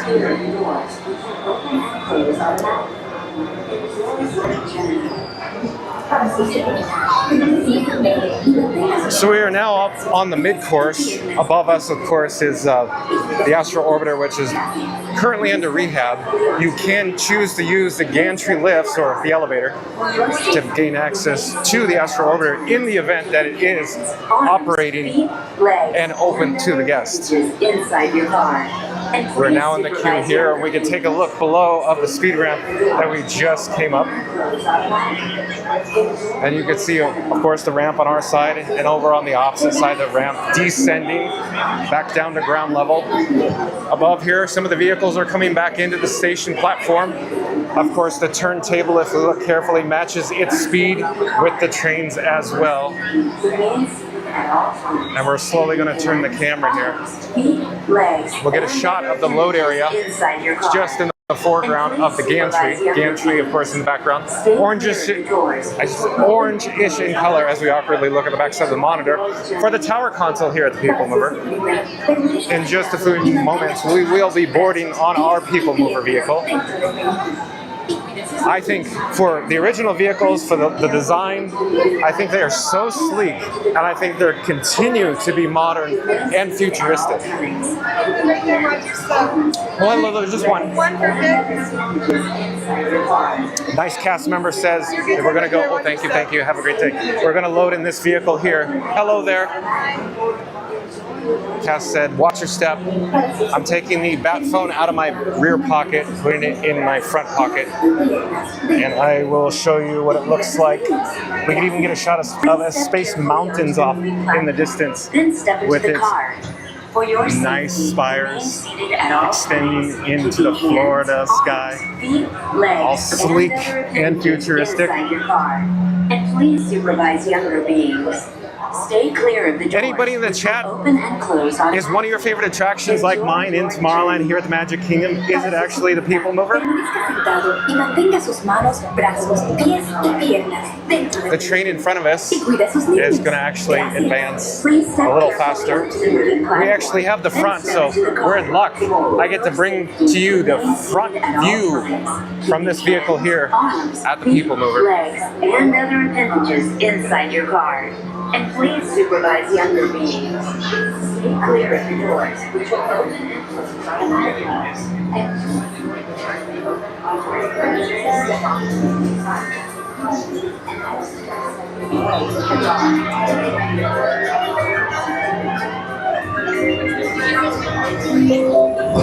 This is the TTA Blue Line, non-stop service route.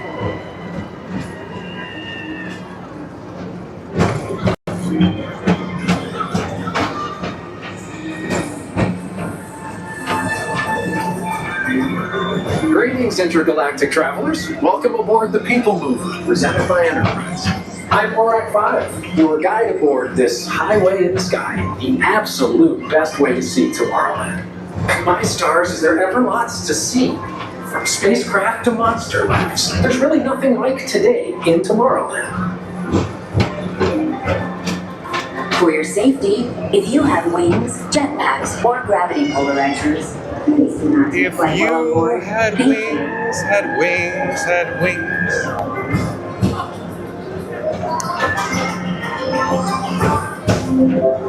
The next station is Tomorrowland Urban Planning and Star Traders. Transfer to green and red lines. Don't worry, your express train keeps on rolling through the future, right by two of my favorite spots.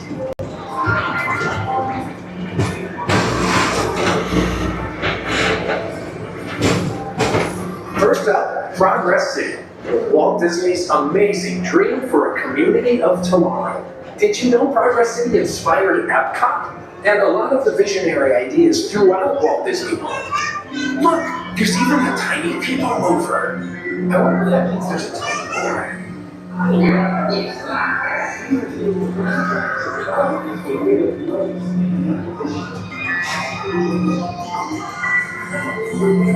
On your right is Star Traders, home to the greatest goods in the galaxy.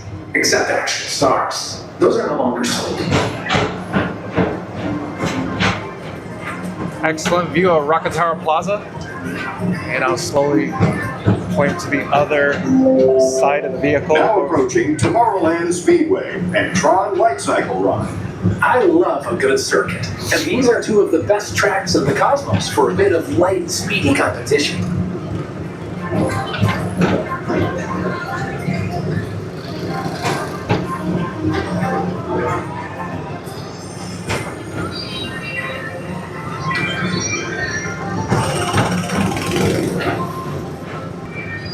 Attention all visitors from Galaxy M31. Please keep forward-facing tentacles clear of oncoming vehicles. Thank you. We actually rode at Space Mountains yesterday. Check out the video below. We're going to enter the mountain now.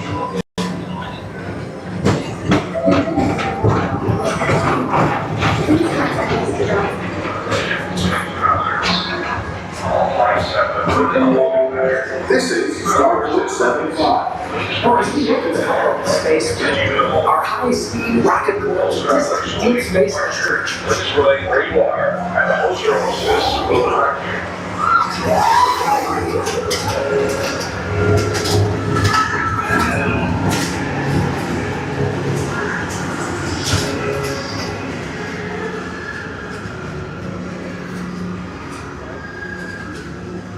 Starport 75.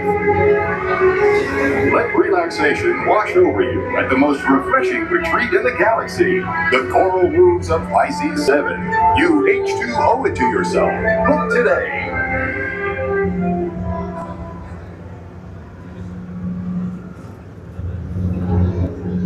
For all you viewers in the chat, as you know, this is a period of darkness, so enjoy nothing for a bit. I'm going to pipe down so you can actually hear the stereophonic soundtrack here in Space Mountain.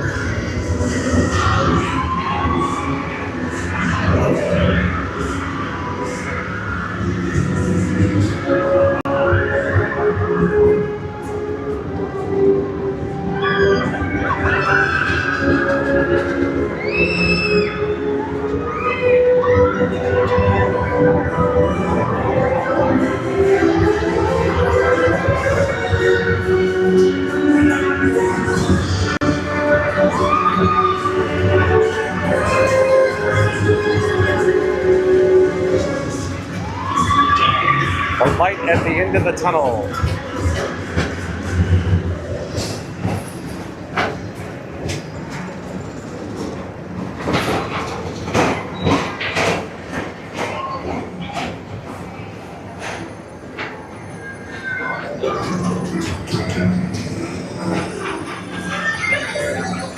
Paging Mr. Morrow, Mr. Tom Morrow. Please contact Mr. Johnson in the control tower to confirm your flight to the moon. Thank you.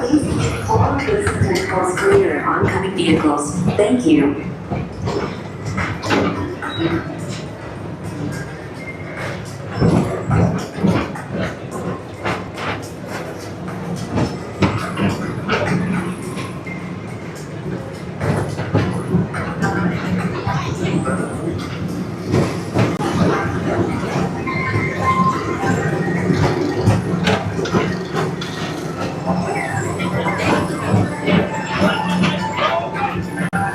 Attention all visitors from Galaxy M31. Please keep forward-facing.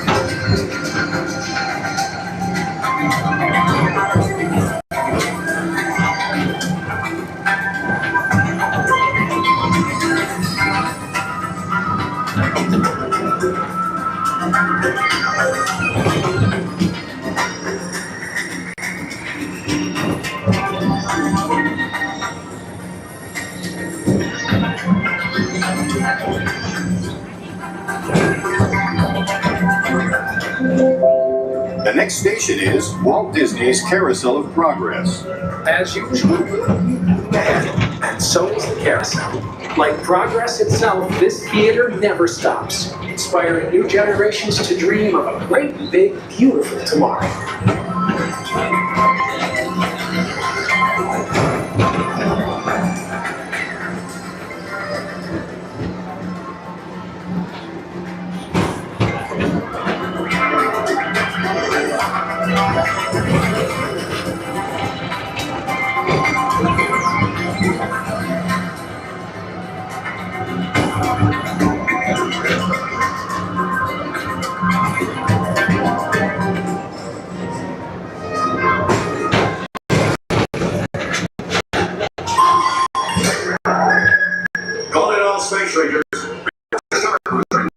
journey on this daring space mission. Affirmative. We're running buzz. You can count on us.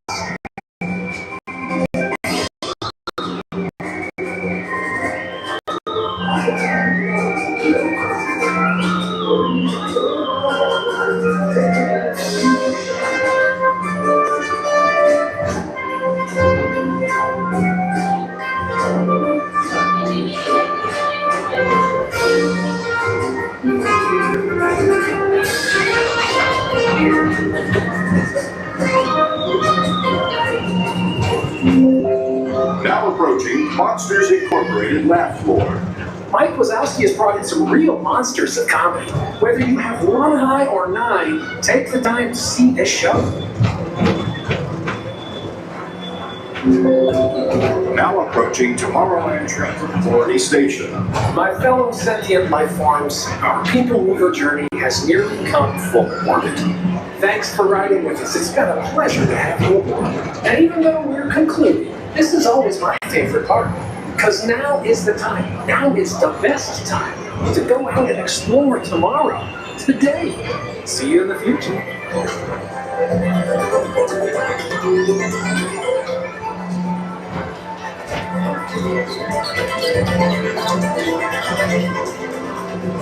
This is the TAA non-stop service around Tomorrowland.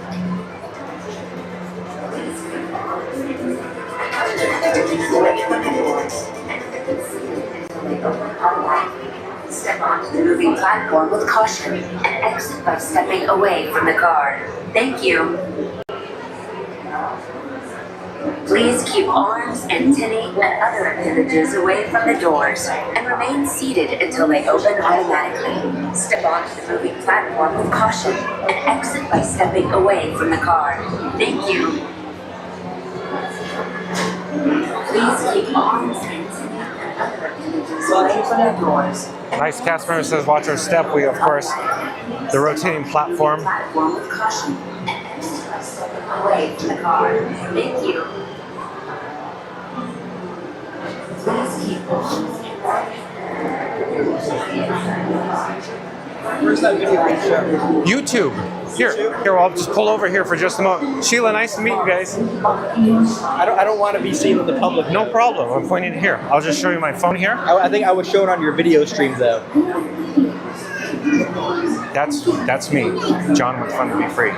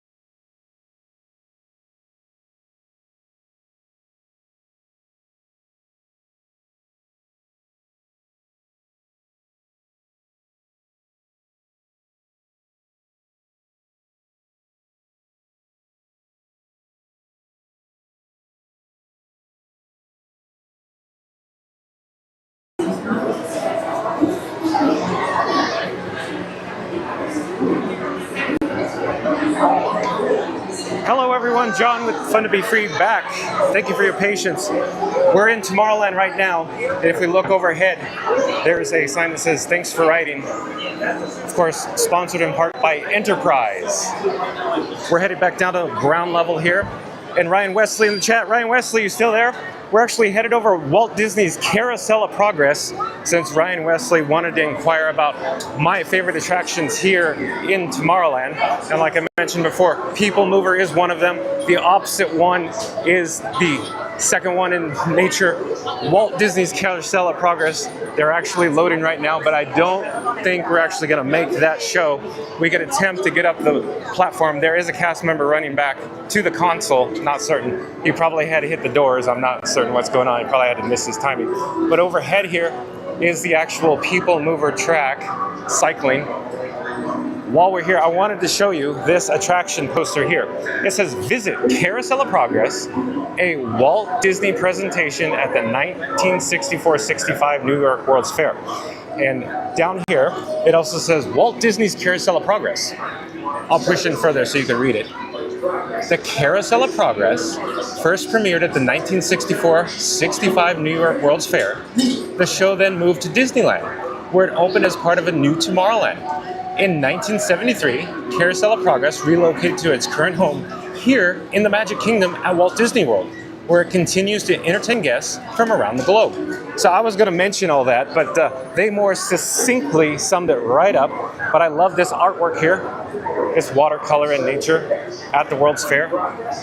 We can turn in this general direction, head up the ramp, and we'll see the custodial cast member servicing one of the garbage receptacles here in front of the Carousel of Progress.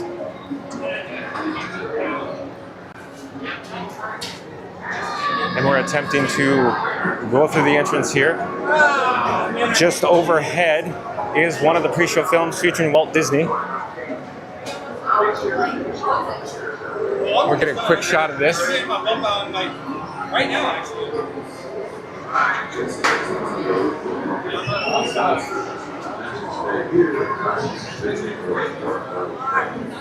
The Carousel Theater is cycling counterclockwise, which indicates its moving position, so we could get a shot of this monitor here. I had the honor of performing at Adventureland for 30 years. While the show has changed over the years, it continues to maintain an audience. An ongoing tribute to one man who never stood in the way of progress. Walt Disney. Are you telling me something? Oh, yes, you might say. That's good. First, Mrs. Disney calls. She wants to know if you didn't make it home for Christmas. Do you think you can by Easter? No, it's not. So we'll see the fact.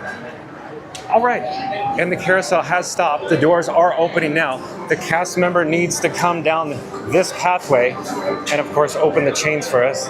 There's the nice cast member now.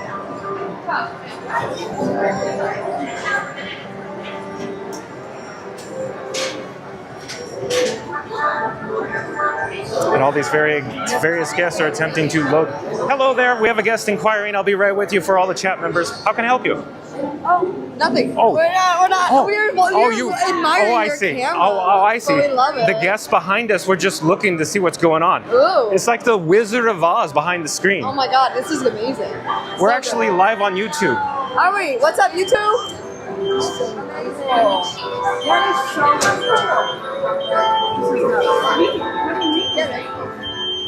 And we are now entering the Carousel of Progress Theater. All will attempt to go down the back row. My assumption is most guests do not choose the back, therefore I'll go to the back of the theater as to not to disturb anybody. I'm going to lower the camera levels, in other words, the screen of my cameras I will lower and try to disturb the least amount of people as possible here at the Carousel of Progress.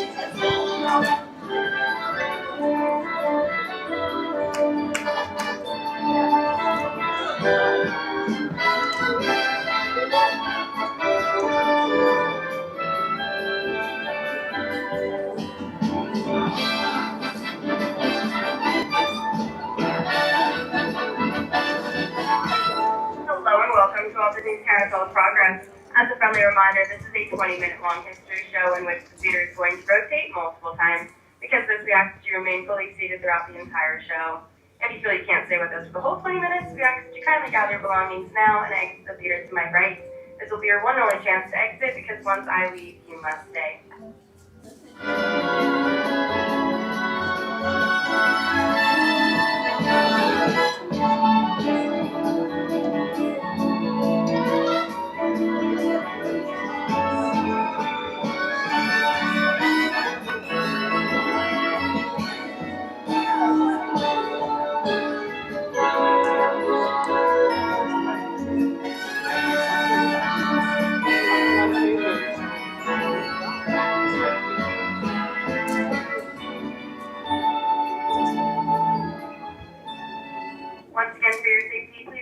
At all times and supervise your children. Now sit back, relax, and enjoy Walt Disney's Carousel of Progress.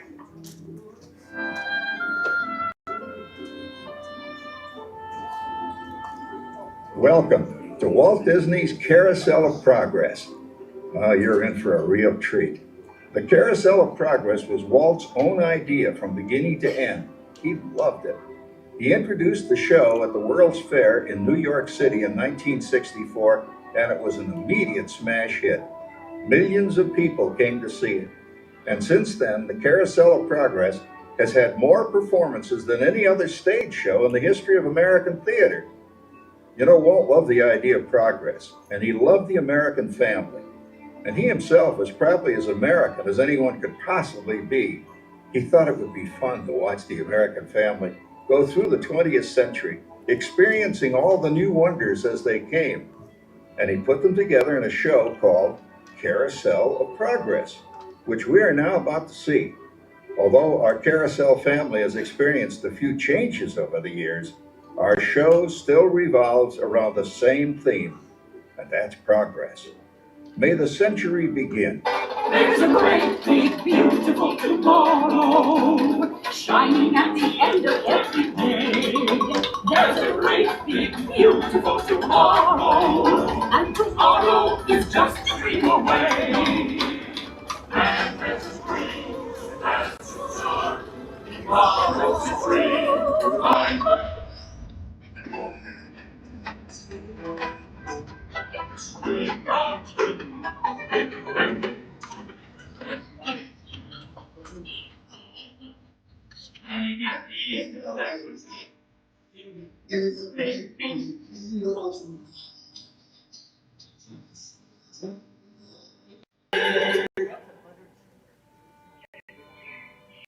Yeah, it looks like the Robins are getting ready to celebrate Valentine's Day today.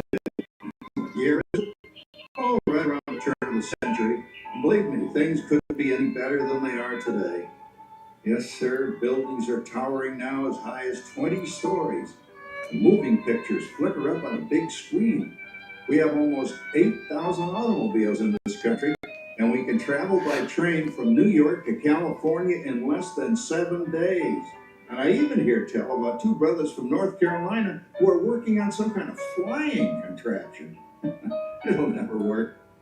Closer to home, we've now got gas lamps, a telephone, and the latest design in cast iron stoves. And that reservoir keeps 5 gallons of water hot in just 3 buckets of coal. Oh, boy, it sure beats chopping wood. And isn't our new ice box a beauty? Look at that. Holds 50 pounds of ice. Milk doesn't sour as quick as it used to.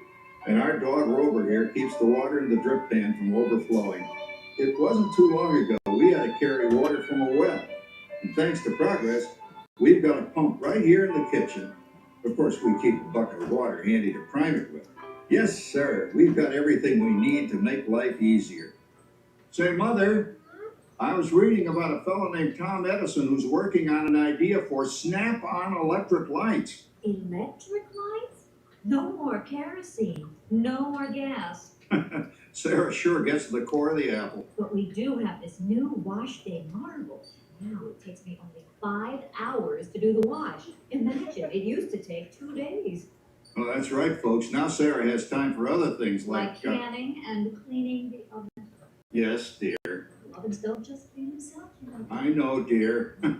And they probably never will. Now, if you'll excuse me, I have to get the laundry off the line before it starts raining cats and dogs.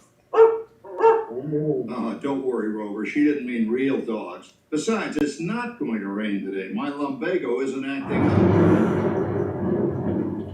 I'm not going to say I hope so. Oh, you gotta come down. All you have to do is put your wash on the line, right? Oh, well, the cistern was low anyway. Wow, look at that. Now, James, I thought I told you to ask my permission before using my new stereoscope. It's not a toy, you know. Ooh la la. So that's the Legion doing the hoochie coochie, hey, Dad? Isn't she? She's the star of the new World's Fair in St. Louis, and you put that away before your mother finds it. Oh, Dad. You heard me. Well, we have one of those new talking machines. Now that is something. It plays music right here in our home.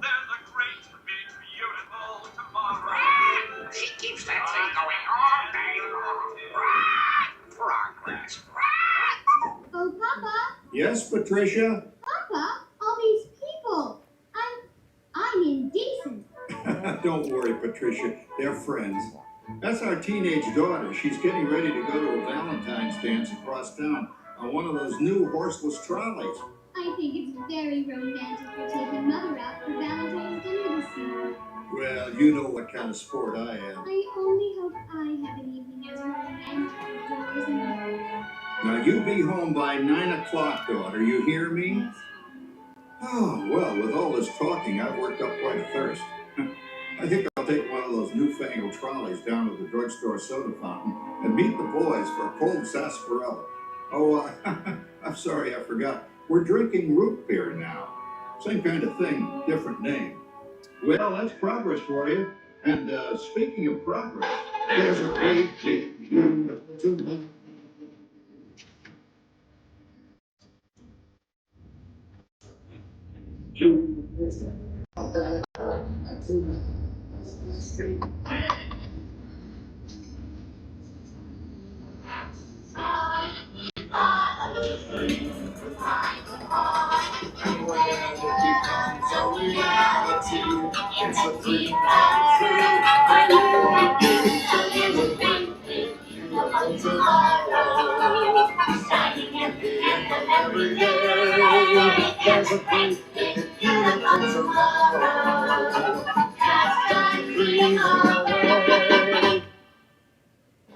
Phew, boy, hottest 4th of July we've had in years.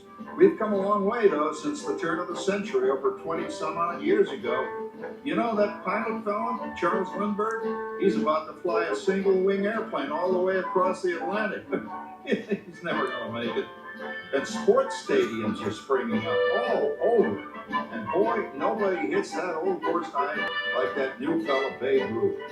Jazz music is the cat's meow. And there's been ads in the paper for months for a movie starring Al Jolson.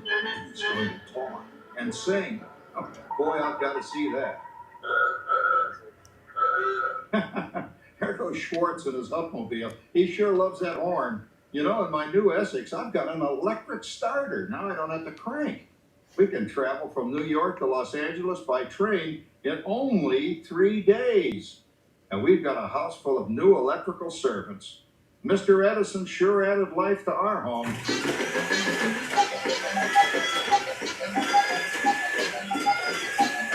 Whoa there, you blow a fuse. That's the 3rd one this week. I buy fuses by the case. And I blow the whole neighborhood again.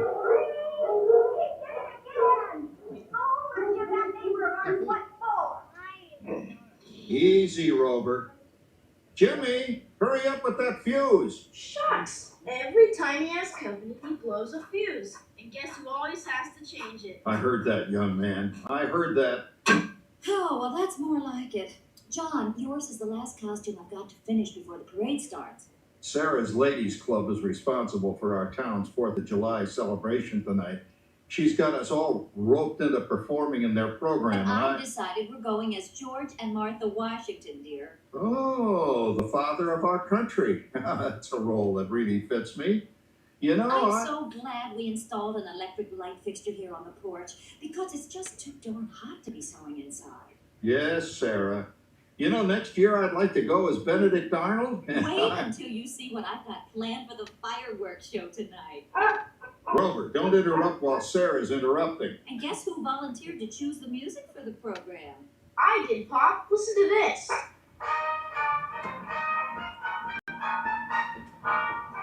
Oh, it's a nice tune, Jimmy. You know, with our new Crossley radio set, we can get news and big-time entertainment from all over the country, even Pittsburgh. We're starting to arrive downtown for a spectacular 4th of July parade and fireworks event tonight. Mayor Beaver.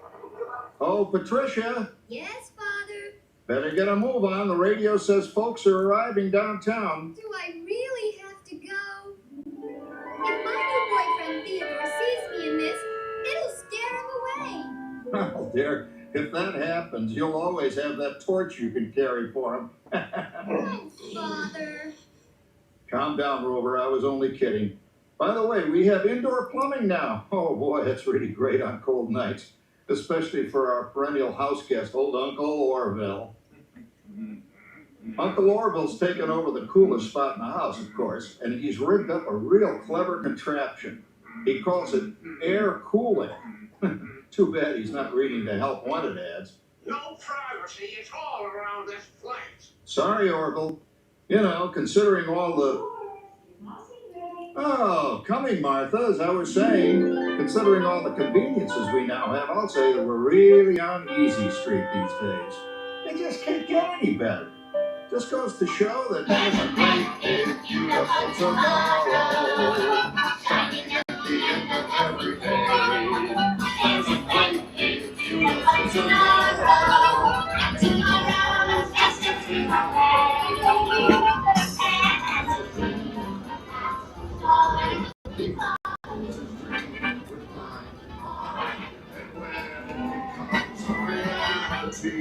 It's a dream come true for you and me. So there's a great big beautiful tomorrow shining at the end of every day. There's a great big beautiful tomorrow, just a dream away.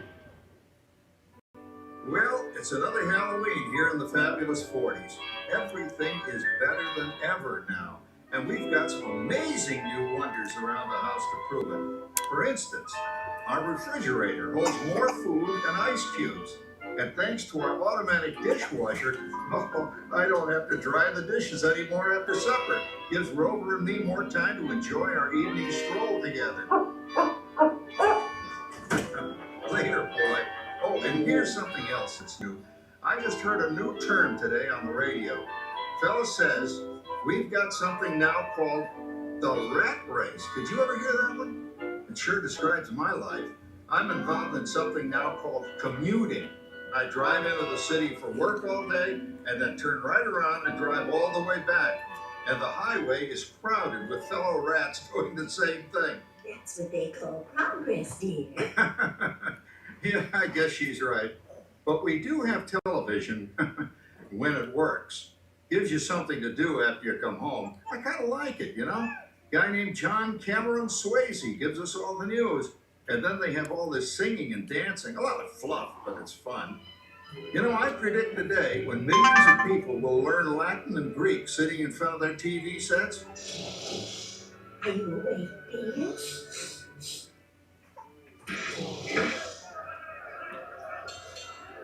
Give him a left, you big love.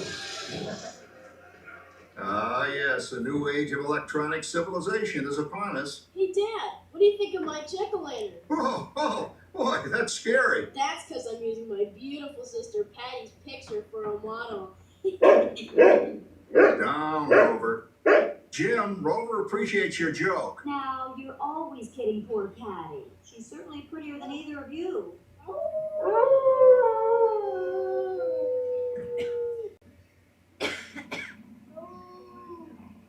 You hear that? My daughter Patty is using that old exercise machine she rescued from the attic. It was all the rage in the 20s. Grandma, of course, had to have one. Didn't work then, doesn't work now. Consistent at least. Makes a lot of noise and blows fuses. As I was saying, Dad, I think college is really swell. You should give it a try. Oh, Patty, but it wasn't Halloween party tonight. Oh, yes. And all those people were just doing that. It's like going to that free food. Westford, that's fun. He's coming in to end this question. It's it. Come on, man. That's fun. How's your Oh, poor Howard. I wonder what they said about me when I was dating Sarah. You're lucky, Rover. You don't have to date. Well, we're caught up in the do-it-yourself craze these days. We're remodeling our basement in something called a rumpus room, and we're looking forward to a few rumpuses, I'll tell you, as long as they don't get out of hand. John, this papering is getting out of hand. I could use a little help. Now, Sarah, didn't I set up that clever automatic paint stirring machine for you? Yes, John, you're a genius. Of course, this will ruin my food mixer. Not that you'd care. Oh, good old Sarah. Always the last laugh. What happened, Sarah? Oh, you and your progress. That paint mixer of yours just sloshed paint across my rump. A rumpus you like that? I always say if you're going to be married, marry a girl with a sense of humor. Well, it's time to move on. Let's cheer up Sarah by singing our song. Come on, everybody. There's a great, big, beautiful tomorrow, shining at the end of every day. There's a great, big, beautiful tomorrow, and tomorrow's just a dream away. There's a dream that lasts so long, because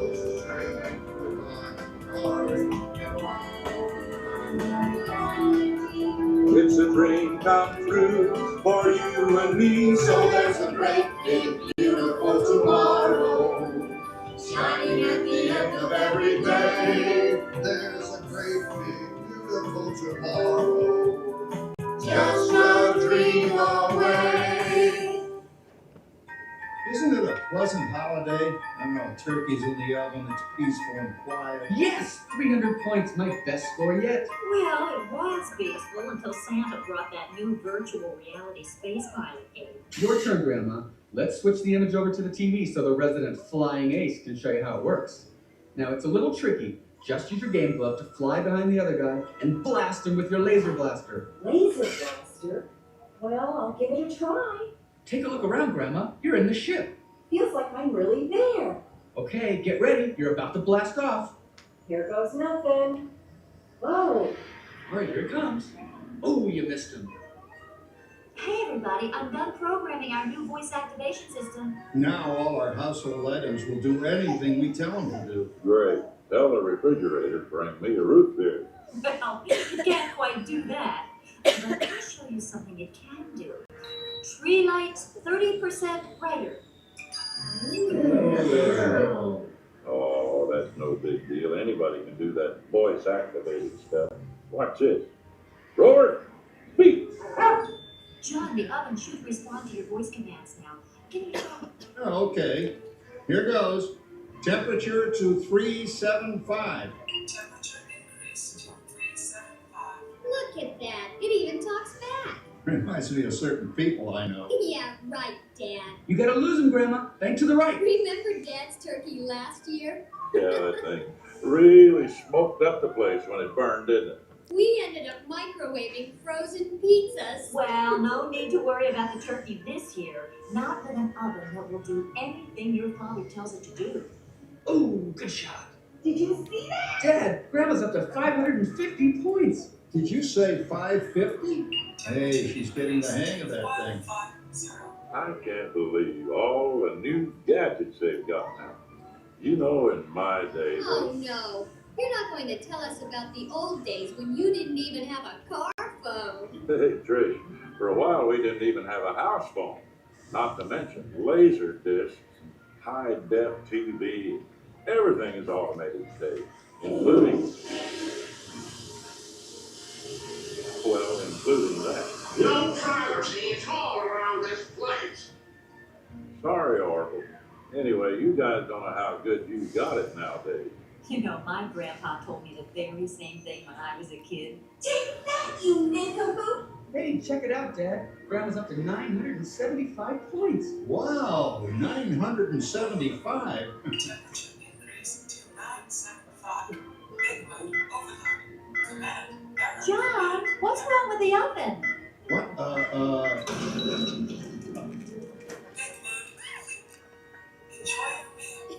Anyone for pizza? Oh, another Christmas turkey ruined. Man, what a game. I really smoked those guys.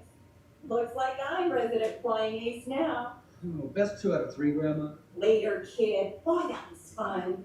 What will they think of next? Who knows? We've got a whole new century waiting for us out there.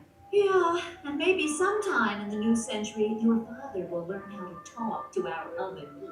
Well, maybe by then ovens will read our minds.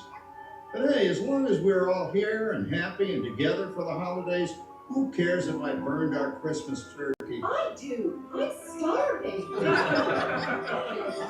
Don't worry, Dad. Someday, everything's going to be so automated, you won't ever have to cook another Christmas turkey again.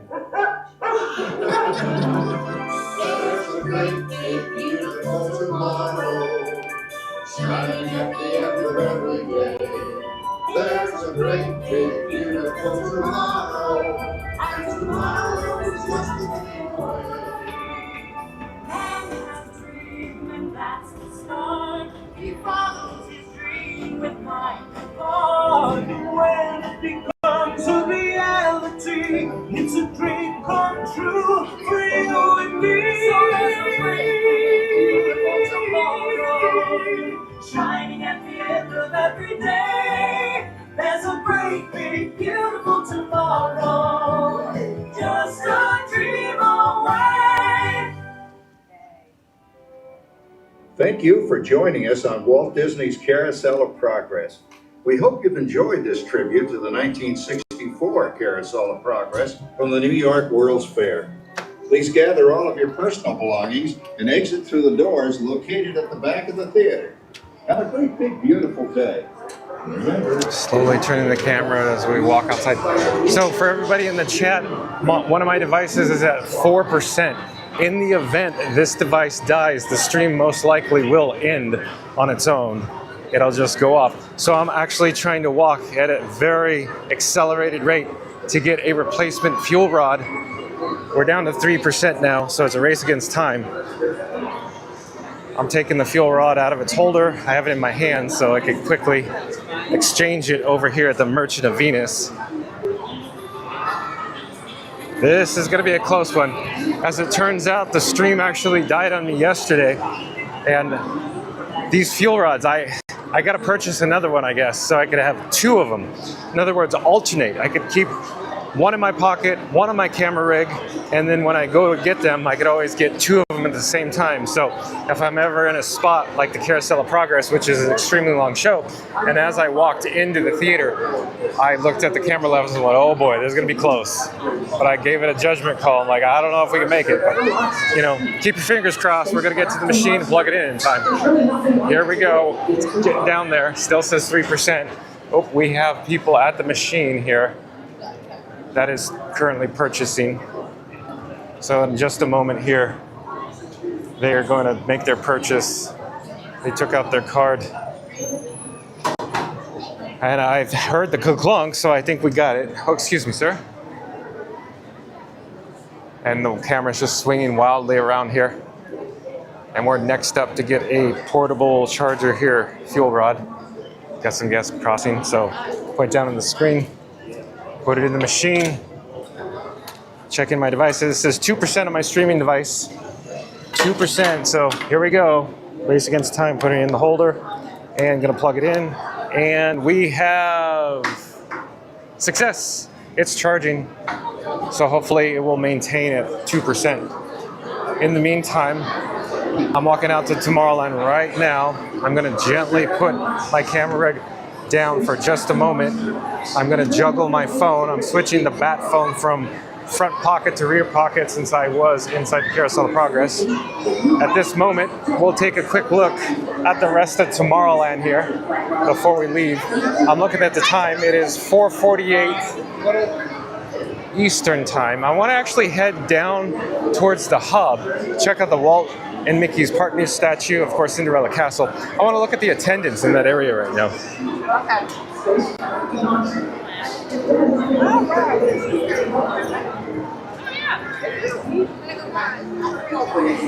You're watching live streaming coverage from the Magic Kingdom at the Walt Disney World Resort, the most magical place on Earth.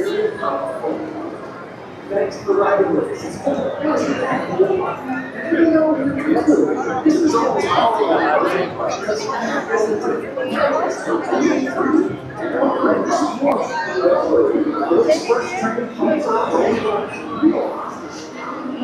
Over to the left-hand side is a popular location to get your photo taken by the Disney PhotoPass photographer. Of course, through those rocks, you can see a nice view of Cinderella Castle. And we've seen this numerous times before, but the cast members are putting down tape on the ground. This area that we are about to walk in will become a viewing area for Happily Ever After this evening. Of course, the fireworks show at the Magic Kingdom. And just on the other side of those nice trees is, of course, Cinderella Castle. In just a few moments here, we are walking underneath the Tomorrowland marquee sign.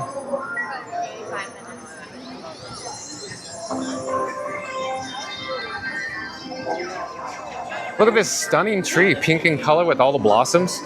Of course, it is February, winter here in Central Florida, but we are coming into, of course, spring. And of course, Epcot does have its upcoming 2025 Epcot International Festival. I'm sorry, International Flower and Garden Festival. It's always a mouthful to say. Disney lingo is quite a mouthful sometimes. You could widen your world if you had wings. One of my personal favorites here as I'm walking through Tomorrowland. The background audio or the BGM, background music. And yet again, over here at the hot and fresh popcorn stand, there is quite an impressive queue. Impressive, most impressive. And like I said, we're walking up here to the Walt and Mickey Partner statue. I just wanted to pause here for just a moment. I'm gonna gently pan the camera from Main Street, USA into the hub, and eventually we'll get down to Cinderella Castle. And there it is now. Herb Ryman would be proud of his concept art that became a reality. Of course, he's no longer with us, but an amazing wed Imagineer back in the day. If we head over here in this direction, there is, of course, Mickey and Minnie. There is a plaque down here as well. We should go take a look at the plaque. This area usually is pretty popular to take photos with. As I say that, of course, a guest goes takes a photo. But usually there is a Disney PhotoPass photographer in this area, like right over here. And it seems to be the place to choose is this spot, Mickey and Minnie. Let's go see what it says. Okay. Walt Disney World. Walt Disney World cast members have always been the heart of our magic. These statues of Mickey Mouse and Minnie Mouse are dedicated to celebrate cast members past, present, and future. Thank you for making Walt Disney's dream a reality. Dedicated this 15th day of September, 2021. So, neat looking plaque. We'll take a shot of Mickey while we're here. And of course, Minnie with a gorgeous landscape and flowers below. Do, do, do, do, do, do. And of course, the background audio playing. Bum, bum.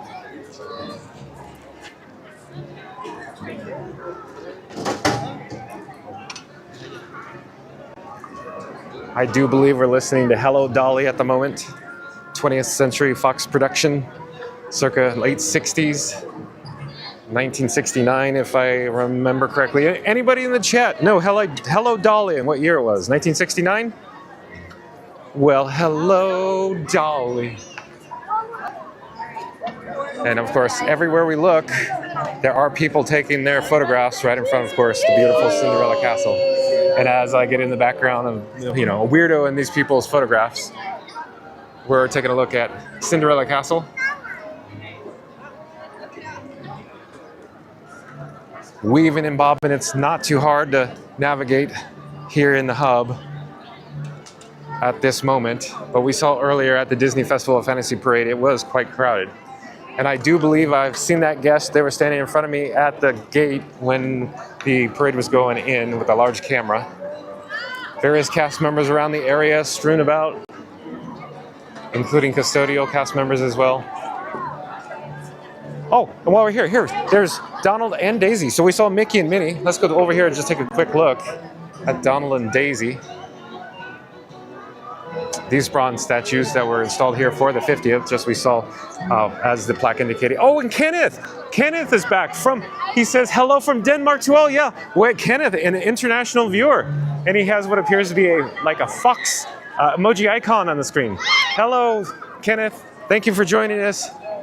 It's I'd say a gorgeous day here. It's a little overcast. It's very comfortable here at the Walt Disney World Resort. I checked the weather as we were about to board on the People Mover, and it was a comfortable 70 degrees, 70 degrees.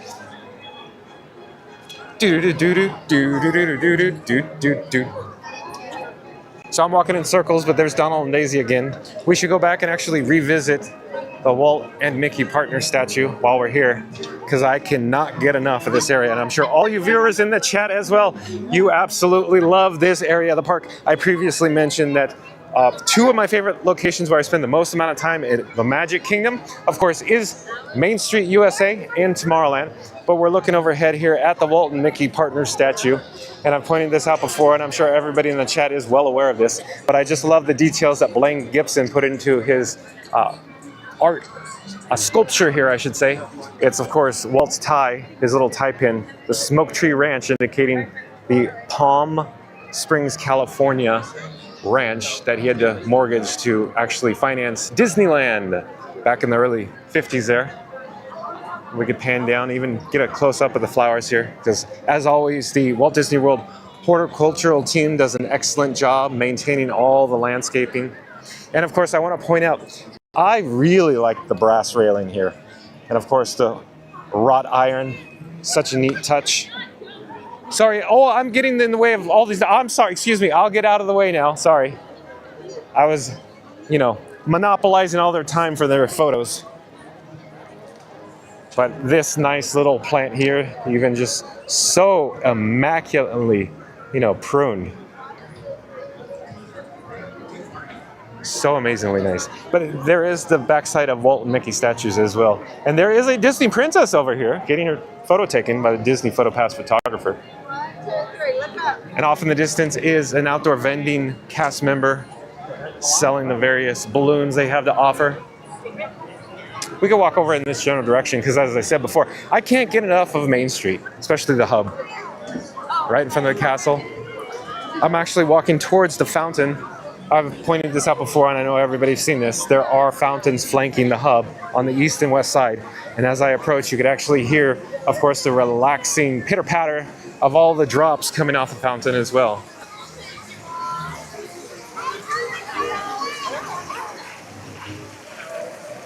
I love it. You know what I should actually do? It's just go on the back side of this fountain real quick and check out the special event viewing area. There are some guests that look like they're in their area just relaxing. Of course, on the faux grass, or some call it astroturf. In other words, it's fake grass, you know, conservation here at Disney. Oh, the cast is saying we gotta go that way, so maybe I'll just, you know, look at it from here. Hello there. Sorry, I was just pointing my camera in this general direction. And you want all the guest flow to go that way, but I won't go this way, don't worry. I just wanted to show, you know, this area here where all the guests are relaxing. So you could choose to come here, lay down, sit, you know. Why not bring Monopoly? You can play a board game here at the Magic Kingdom. But we're gonna reverse our direction, head back towards the hub. And I was gonna point out one other thing while we're in this area. These little green ornamental signage with the posts. During, of course, the pyro or, you know, happily ever after fireworks, the entertainment here in the evenings at the Magic Kingdom, they could use these for various signage to indicate, you know, what direction to use for guest flow. They pop open and then change the sign, so on and so forth. But great detail. And while we're looking up at the sky, here's one of the various speakers in the hub. You can hear the audio coming from Disney's Pixar Up. And of course, the ornamental wrought iron with the missing flower beds. I could point, I'm actually looking at the opposite one, they're missing too. They're missing all behind me. If we look over the Disney PhotoPass photographer, the flower pots and that are, of course, suspended or hanging, they're off in the distance there, give you an idea. But beyond this signage, ornamental post I was pointing out, there's also parade lighting. And this lighting, of course, is for the various events that happen here, including parades, shows, you know, fantasy fair.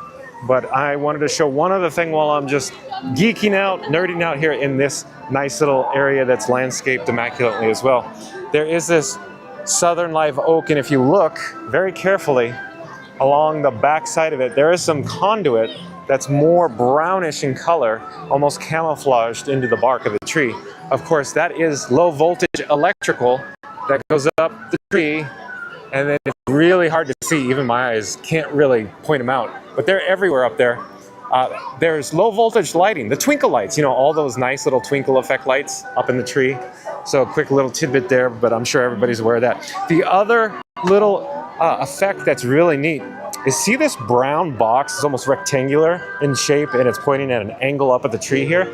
It's actually a projector. It's a real fancy, very expensive projector.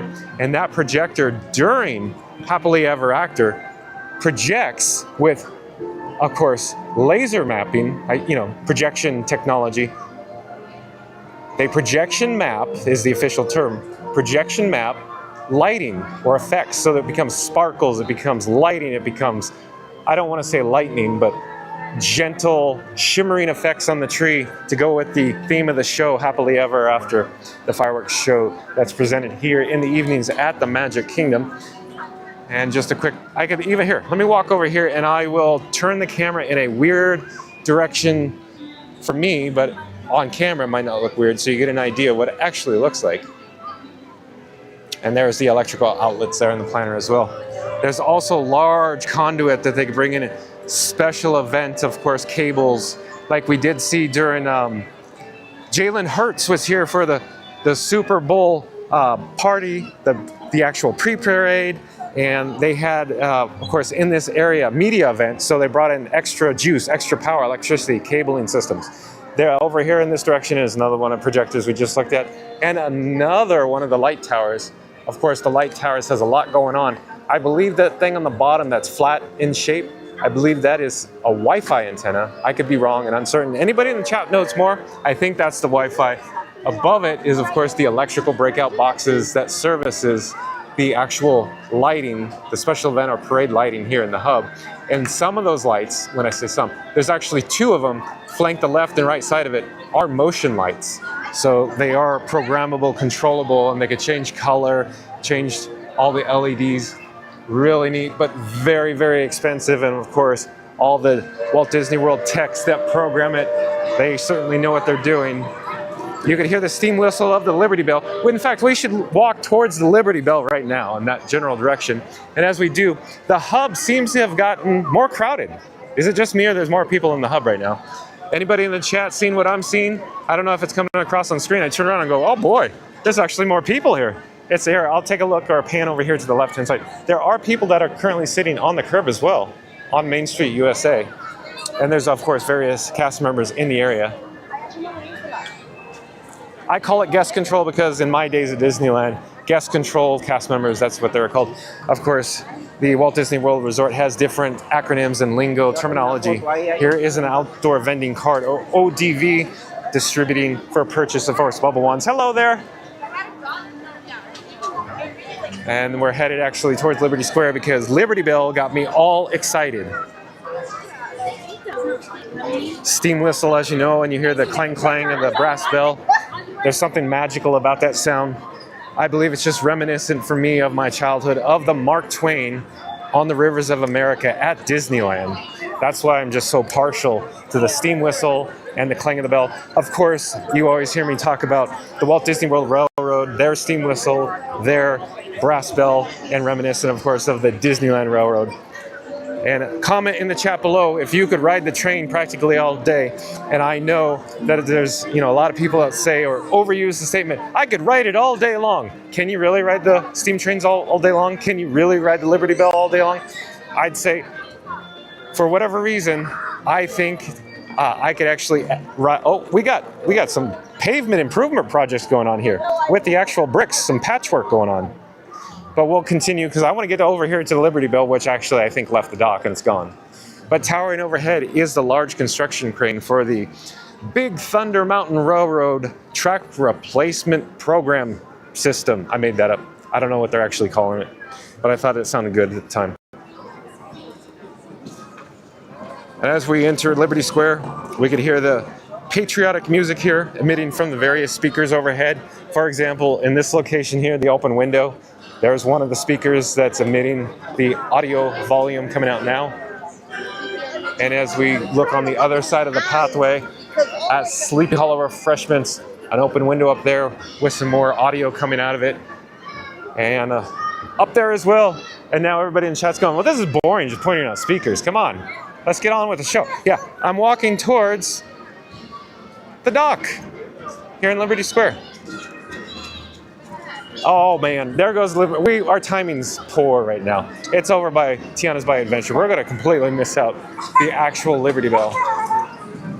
And I'm kind of like, snaking, going in and out, weaving and bobbing. I'm not really paying attention to where I'm going. I'm actually looking. My eyes are darting off in the distance, way off in the distance. Just checking it out here. And we're actually approaching the river boat landing, what I was attempting to come down here and look at. But I didn't actually see that the Liberty Bell, I should have realized that when I heard them talk about steam whistle, I got carried away with it, that it was actually leaving the dock. I tried to come down here and get a shot. But here are the stocks here in Liberty Square, another popular photo location. And we'll get a quick shot of the river boat landing here. So I believe it's every half hour that the Liberty Bell loads and unloads its guests. Oh, whoa, look. So here's more crowds. Here, I would assume this comes across on camera, but it's crowded. We got a lot of people walking up and down the pathway here, past the Haunted Mansion, of course, Columbia Harbor House, one of my personal favorites. And here, I'll just share a quick story. I won't walk all the way over there because I'm going to reverse our direction. We're going to head towards Tiana's Bayou Adventure in just a moment here. Bear with me while I look at the Haunted Mansion queue, which seems to be slightly above average for, on a normal basis. Usually they have the cast member at the back of the line with a large sign. It says, line starts here, but they're actually right up ahead. You can't see them, I can. They're probably camouflaged. But anyways, the point of the story is, everybody in the chat, remember at the Columbia Harbor House, they used to have the greeter, meaning the cast member you could see just poking their head right out the main entrance there.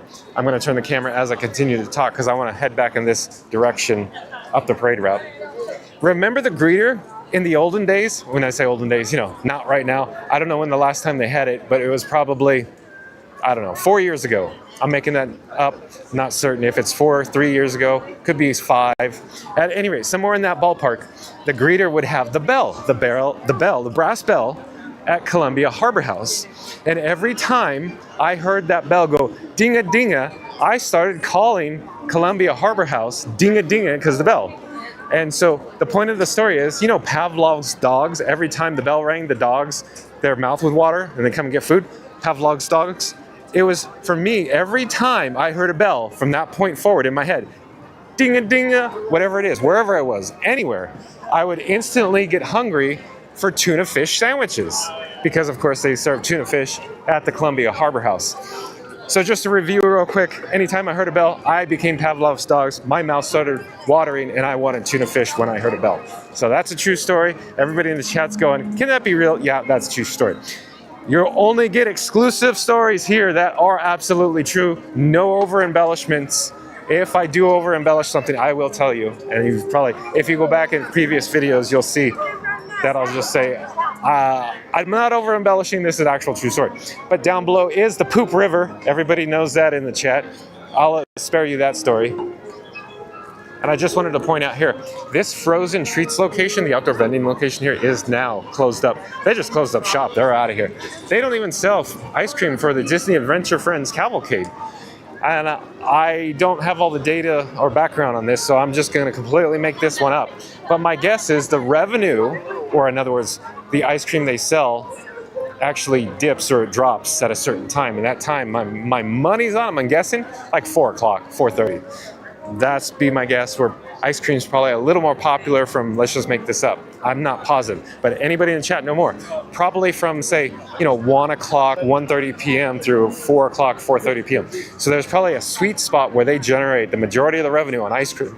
And they don't even bother staffing it sometimes, like we just saw. Even with all these people on the parade route, they don't even staff that ODV location or outdoor vending location.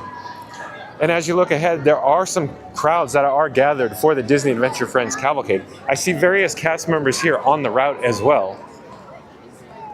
Over to our left-hand side is actually the Country Bear Musical Jamboree, Grizzly Hall, circa 1898. You can see that indicated at the top in the gable there, the tippy top. Of course, with the antlers that are hanging on the facade wall there. Like I said, I'm walking up towards Tiana's Bayou Adventure, which, took over for Splash Mountains. And there are people gathering here on the parade route. One thing we should just briefly mention, because we're not going to have time, because I want to actually get up there by Tiana's Bayou Adventure before Disney's Adventure Cavalcade starts. which is probably going to be like right now. I just wanted to mention there are some vending locations here. Just get a quick look. At this spot, they offer a churro, Mickey-shaped pretzel, pepper jack pretzel, and of course, Coca-Cola products as well. Ice cold and refreshing. Next up is the Westward Ho Refreshments. It's directly across from the Bear Band exit. You see, okay, well, here we go. We have a choice. Which side? I'm going to go to this side. I always favor this side of the parade route because it provides more access for us. So I chose this side of the parade route. We can walk up and down it very easily. Even on like a today, earlier, we were able to access this part of it, but Main Street was quite packed earlier today. Vamos! Kenneth also says, you can design and create and build the most wonderful place in the world, but it takes people to make the dream a reality. Walt Disney. You are correct, Kenneth. Absolutely correct. Absolutely. Great quote.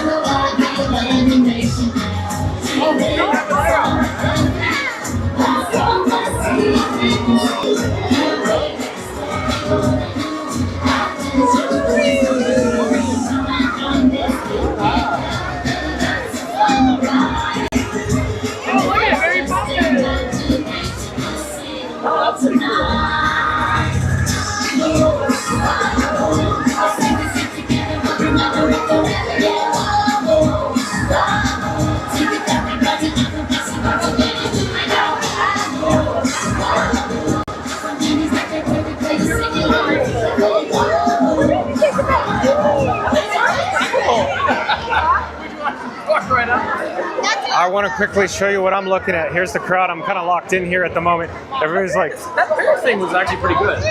I'm attempting to get onto the parade route so we could go take some more shots of the Disney Adventure Friends Cavalcade. Oh, the swinging one was funny. So, we're on the parade route. Success.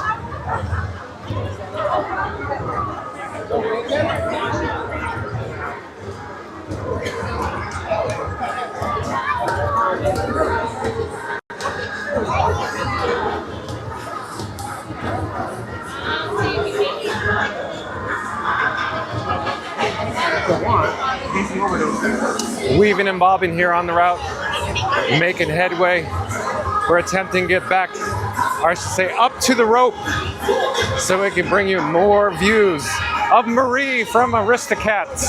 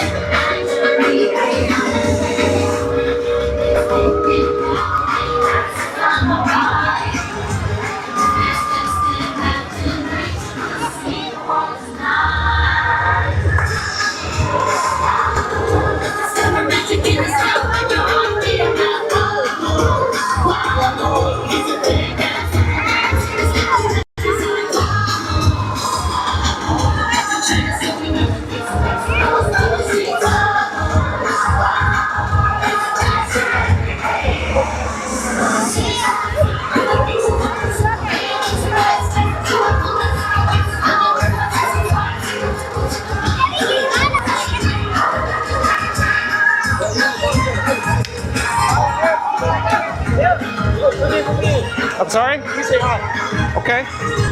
Okay, for everybody in the chat, I have a young gentleman here. He'd like to say hi to all my viewers. What's up? What's up? Hello there.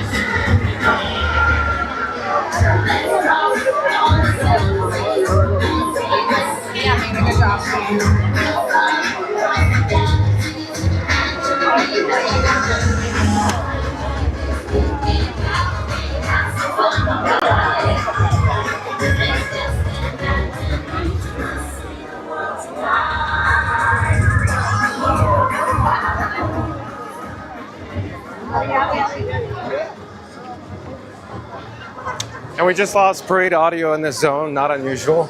Yeah, the hub is still playing the parade audio. But we'll get there. We're moving there. There's, you know, as always, a small gathering of people that are walking close to the rope.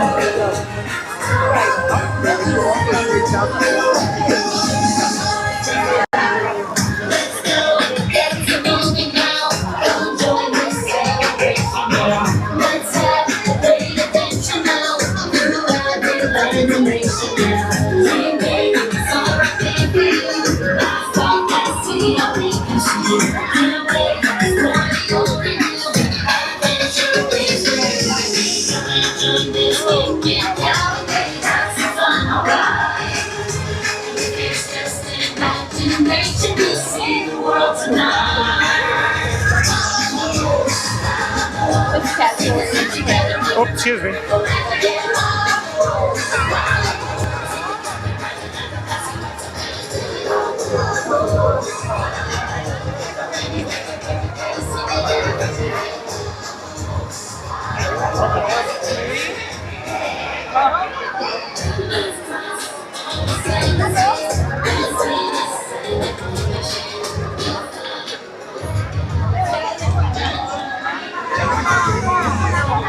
We're in the hub in front of Cinderella Castle.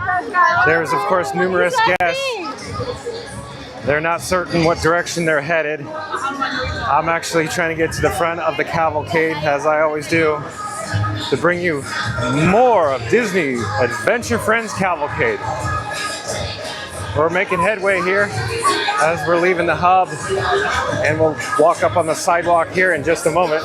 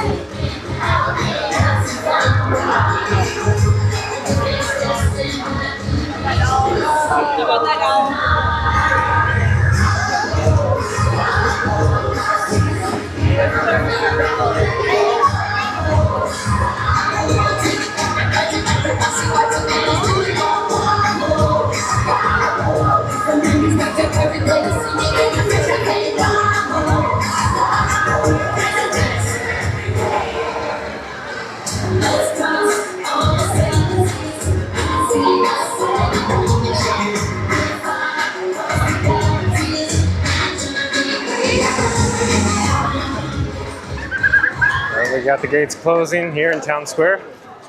So there's nothing like the Disney Friends Cavalcade going down the parade route here at the Magic Kingdom.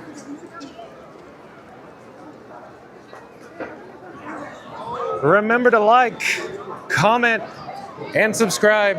Also, don't forget to ring that notification bell as you take note of the crowds here at the Magic Kingdom on this Saturday. Marathon weekend here at the Walt Disney World Resort. We're approaching the Christmas tree point, of course, with the Roy O. Disney bronze statue. Sitting next to him is, of course, Minnie Mouse, where there's a Disney PhotoPass photographer taking photos, all of the various guests in front of these beautiful flowers here at Christmas tree point. Let's look north before we proceed to see what the crowd looks like down there. I'll hold the camera up higher so you can get a bird's eye view. All the crowds, the balloons, the seagulls. I think those are seagulls, not quite certain what kind. Maybe they're ibis, I-B-I-S. White ibis. Flying in front of the castle.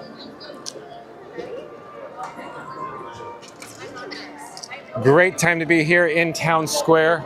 And if you look in the opposite direction here, south at the Main Street Station, you can still see the construction walls and the construction scrim, buff in color or beige, if you will, still under rehab. But where I'd like to head next is actually the drinking fountain. You've seen this before as I step off the curb. There is a drinking fountain up here that I like to, frequent because it's next to Curtain Call Collectibles. And you've also heard me say I need to get a fuel rod. So my devices, all the various devices, are very power hungry. And in order to continue bringing a live stream to you here at Disney, I should say, Walt Disney's Magic Kingdom. That's the official terminology I wanted to use because I was distracted by guests. I'm always surveying the area, looking left and right, up ahead, behind me, seeing what the attendance looks like, where the strollers are. But I'm headed here to get a drink of water while you enjoy this view of all the people walking in. Good job.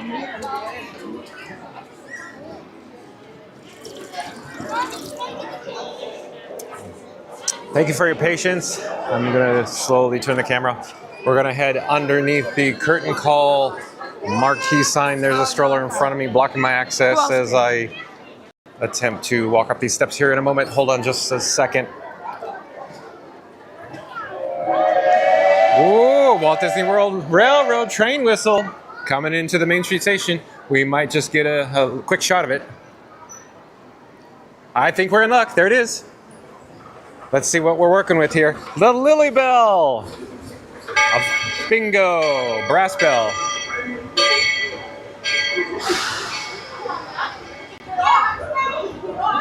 Oh, hello there. Hello. Okay, so like I said, I'm headed to get a fuel rod. Bear with me for just a moment. I'm gonna make a left here. Earlier we came to this location, they said they were out of order, so I'm crossing my fingers. I hope they're gonna be in stock, available. So there is a cast member here. No. Out, okay, sorry. Have a great day, thank you. Sorry to be weird and walk through here. Okay, we were just informed that those fuel rod locations which we saw earlier, I thought, for sure they'd get fixed, but the cast member was on the phone. She was on the horn, the olden days, gotta get on the horn. Remember the olden days, you pick up the phone and called the horn. Everybody in the chat's going, what are you talking about, the horn? Okay, she was on the phone, she was on a smartphone, probably contacting, the department, indicating what the issue was, of course, with fuel rod. Because she looked official, wearing the general lead costume, I'd say, the dark blue navy pants, and of course the white long sleeve t-shirt. Gonna step off the large curb here, onto actual, the street. And we're gonna head north We're actually trying to attempt to find a fuel rod. You know what I should almost do? I should almost have one of those, you know, like twister wheels. You spin it, and then we go to whatever various land just to get a fuel rod. So I need to purchase a second or third fuel rod so I could always have one in my pocket. But as we are here on Main Street, USA, I wanted to point something out. So if you look carefully, I know you're gonna go, I don't see it. So I'm gonna put the camera way down close.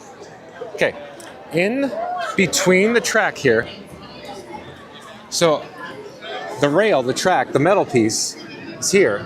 This is a slat. This slat, the cast members throw. They're called throwing slats. So I used to have to throw slats at the Walt Disney World Resort. In other words, Disneyland backstage, where the roundhouse was, we had to throw slats simply because the parade floats, some of the casters, the wheels, would get stuck actually in the tracks. So that's why you see these slats thrown in between. Maybe one time we'll have an opportunity to actually see the cast members throw the slats and put it in the track slot. But there you go, some pieces of backstage magic. So the parade floats, the casters or the wheels, the dollies, do not get stuck. They're actually called casters. The parade maintenance team calls them casters at the Disneyland Resort. I'm assuming that they're also called casters here as well. At any rate, I've mentioned this before, I do like on Main Street USA, seeing the time, sponsored in part by, you know, Citizen. Nonetheless, gold leaf clock, green, ornamental in nature. I point that out sometimes quite often. What I haven't pointed out is all the lampposts, how neat they are. And of course, they painted them. I don't believe this is gold leaf, I'll point it out now. But everybody in the chat knows. I don't think that's gold leaf, I just think it's gold paint. They may have some type of a gold emulsion in it, mixed in the paint. But it sure sets it off nice. Of course, all dressed up from the 50th, and I assume they left it, and it's on the maintenance schedule. I hope they leave it. I think it looks great. I think the little gold trim really sets it off. Just like the castle rehab as well. Up ahead is the outdoor vending balloon cast member, where you could purchase, of course, your choice of balloon. And as I pause, I'm just looking around Main Street USA, looking at the attendance, the crowd levels. So as I was mentioning before, the attendance seems, you know, a little above average today. And there are numerous people in the chat, like Tiki Man Fan, but I haven't seen him today, that always points out, it doesn't look that crowded today. And I go, the camera doesn't do it justice because I can't walk around sometimes. I'm gonna take it And as I was mentioning before, the guest flow changes. As we get around, you know, 5 o'clock, 6 o'clock, the guest flow, can't get enough of that terminology, by the way, I use it all the time. The guest flow here at the Magic Kingdom does change, it seems like. Sometimes there's pockets of essentially nobody. You walk around the corner to another land, and then you go, well, that's where all the people went. And if we look down again, here's another example of all the slats that were thrown in the actual slot. I should say slots plural because we have multiple split, of course. There's a lot of people that seem to be leaving, or at least they're walking towards the exit. They're walking south, which my assumption is they're leaving this park. Maybe these are resort guests. Maybe they're marathon runners. Maybe they have hotel reservations. Maybe they're going back to their hotel, getting ready for maybe dinner or supper somewhere other than the Magic Kingdom. Hello there. How are you?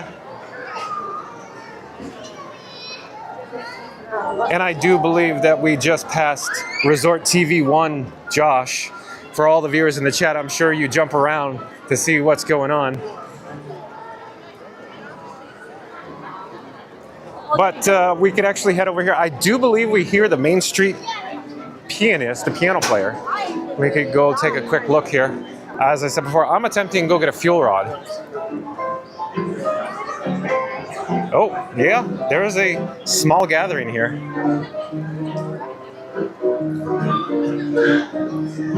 So talented, the musicians here at the Magic Kingdom. You've got a friend in me. I'm in the walkway. Let me try to get out of the walkway. As you can probably see, there is some yellow tape on the ground. But I'll pipe down so you can enjoy this.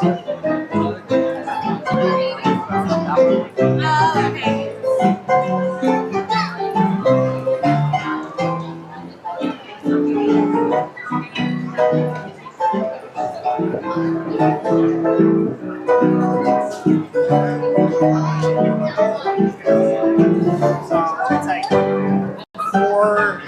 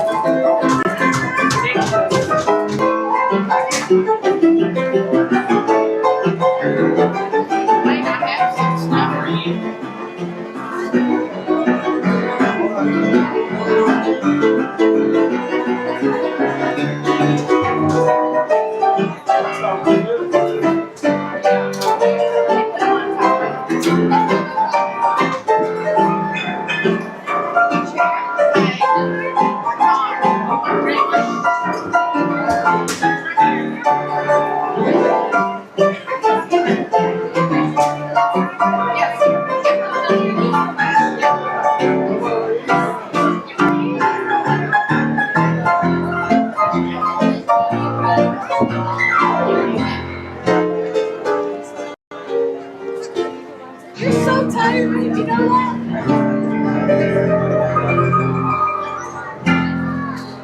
So amazingly talented. Yeah. I don't have two hands to clap, so I'll clap with one hand, but you can't hear it. So cool. So neat. Okay, let's continue. I'm actually headed to get a fuel rod.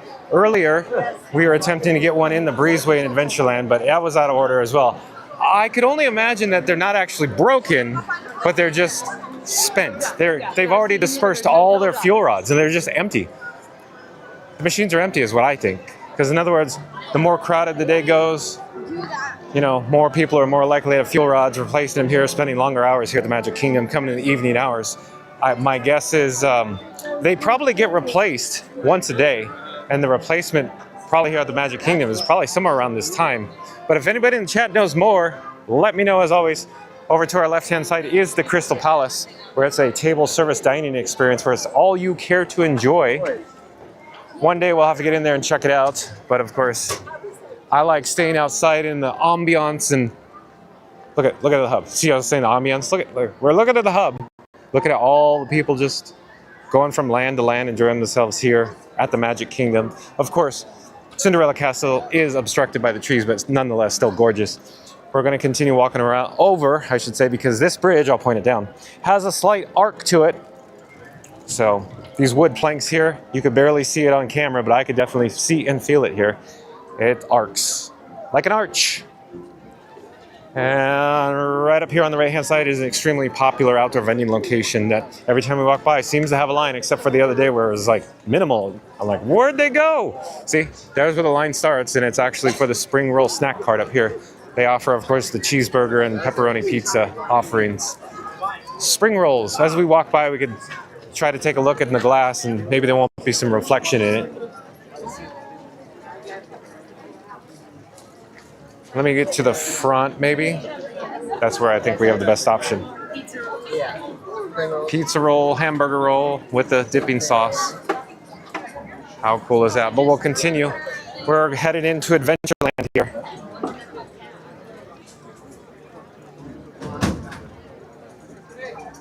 Adventureland.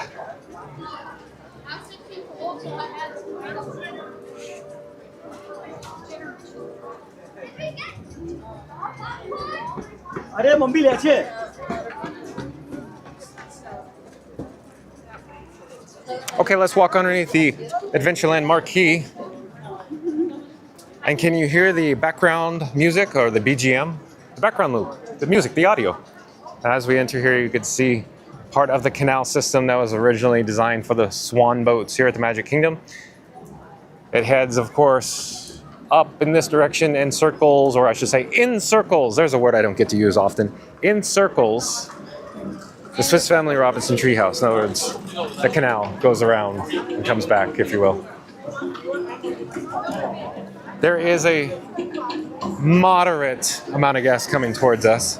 Like I mentioned before, this is the Magic Kingdom pinch point. But I'm actually going to head over in this direction just to see the landscaping and, of course, the canal down here, the tributary.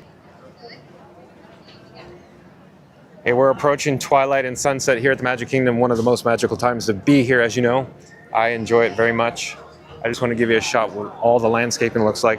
There's numerous planters or retaining walls where shaped like bench seating. So you could actually go over here to Sunshine Tree Terrace, get your Dole Whip, which is of course very popular, as you can see off in the distance towards the right-hand side. That's where the queue is.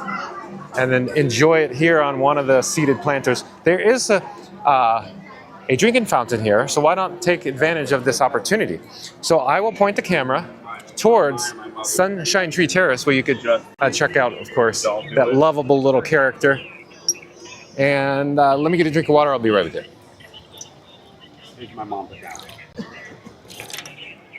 And I'm slowly going to turn around awkwardly because we're going to go back in the direction behind me.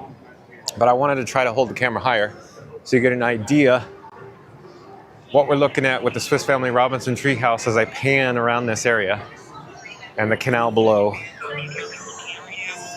And of course, there's numerous strollers back here, doubles as stroller parking. And just up ahead here is the Jungle Navigation Company Limited Skipper Canteen. It's a world famous jungle cuisine, a table service dining experience here at the Magic Kingdom. One day we'll have to check out the menu. But like I said, I'm attempting to get a fuel rod. And of course, over in this direction is the Swiss Family Treehouse. One of my favorite films of all time. Or I should say, based on Walt Disney's hit of that, of course, Robin Crusoe saga, pausing in the walkway for guests. And as I approach the fuel rod station, you can look at the paving, as I always say, the themed concrete, the stamped faux paving that I absolutely love. Walt Disney Imagineers outdo themselves and all the details and theming here.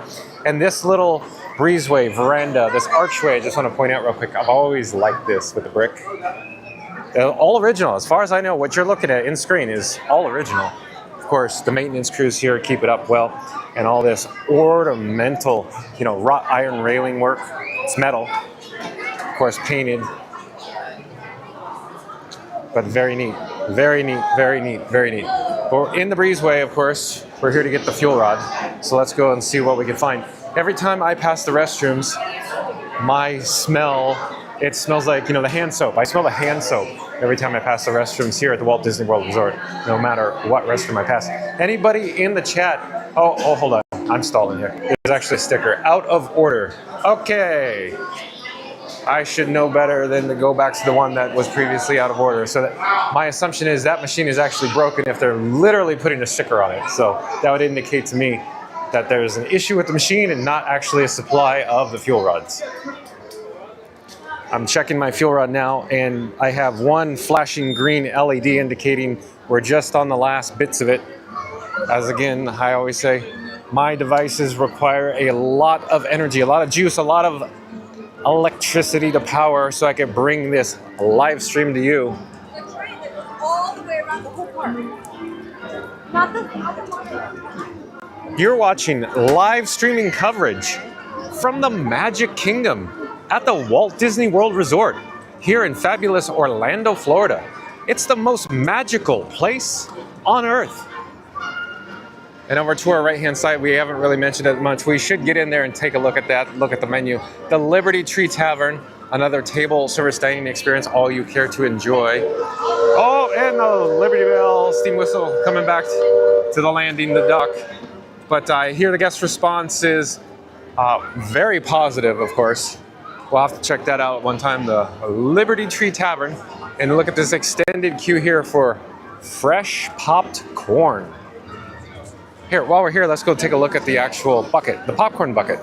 As everybody in the chat is well aware, the popcorn buckets here at the Walt Disney World Resort are quite popular. So let me look at the sign here just to show you what it looks like. $38.25. It's the Prince Charming Regal Carousel Bucket. Of course, it's $30. They offer the refills, but here's an actual example. It even has, look, a little Sword in the Stone marquee. That's pretty neat. How detailed, how cool. So I'll just get around the corner, just show you. It even has the actual official logo, the signage. Pretty neat. They also offer the ice cold and refreshing Coca-Cola beverages here as well. But we should head in towards Fantasyland, I should say, into and towards Storybook Circus. That I believe is our next option. I could go through out to the hub again, but we haven't been in Fantasyland today. We barely got over here before Disney Adventure Friends Cavalcade. So let's go check this out.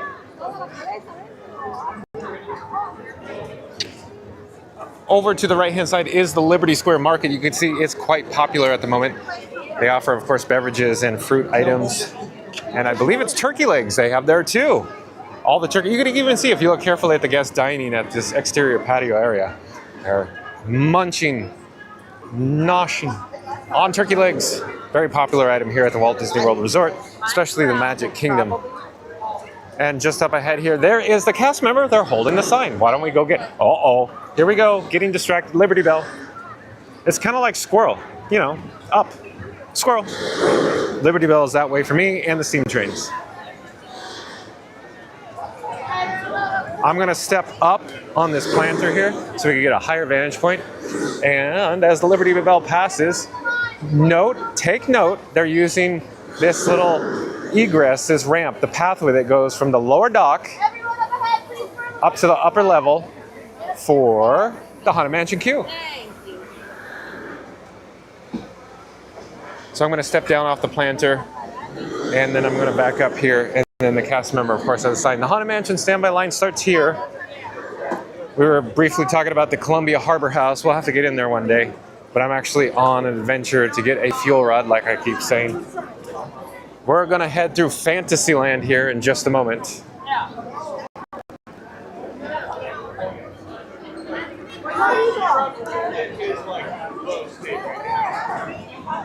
We're now entering Fantasyland, or at least, you know, very shortly here, because the theme is going to change.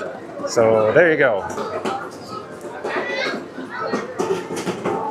So officially, I would say Fantasyland starts right about here. So I think we're actually officially in Fantasyland now.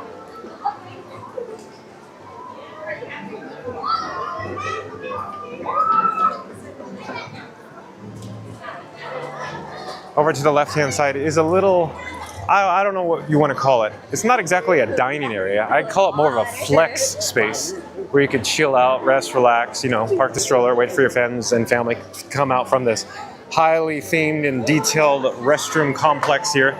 The tangled restrooms, of course, with Rapunzel's tower that you can see just overhead beyond the beautiful pink blossoming tree there. Anybody know what type of tree that is? I'm not positive what type of tree, that's why I'm asking. I'd like to know if I point it out later. We're coming into spring here. Those trees here at the Magic Kingdom are absolutely beautiful. Of course, brought to you in part by the horticultural team here at the Walt Disney World Resort.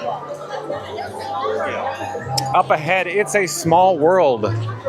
So I'm, you know, there's people in the pathway. I'm actually looking down to see where the strollers are, see where the people's feet are, because it got a little congested there. It doesn't come across on camera sometimes. But I feel like a one-man band. I already said that as I was in the People Mover. I don't think I said that until today. That's what I feel like, a one-man band. We're looking at the Lightning Lane entrance, which doesn't look that bad, the return right now. But of course, here is the standby entrance for It's a Small World. We can check the wait time and see what it is. Just a moment, it's because, okay, wait time, 30 minutes. It's not that bad right now. 30 minutes for It's a Small World, standby. So it's getting a little crowded. I'm walking a zigzag fashion. It may not come across on camera. But pinch point here, I'll turn the camera back to where we just came from. So as I was saying, this area right here is a pinch point. I'd say the second pinch point at the Magic Kingdom. The first one in Adventureland over by the Sunshine Tree Terrace. This is one of the other ones.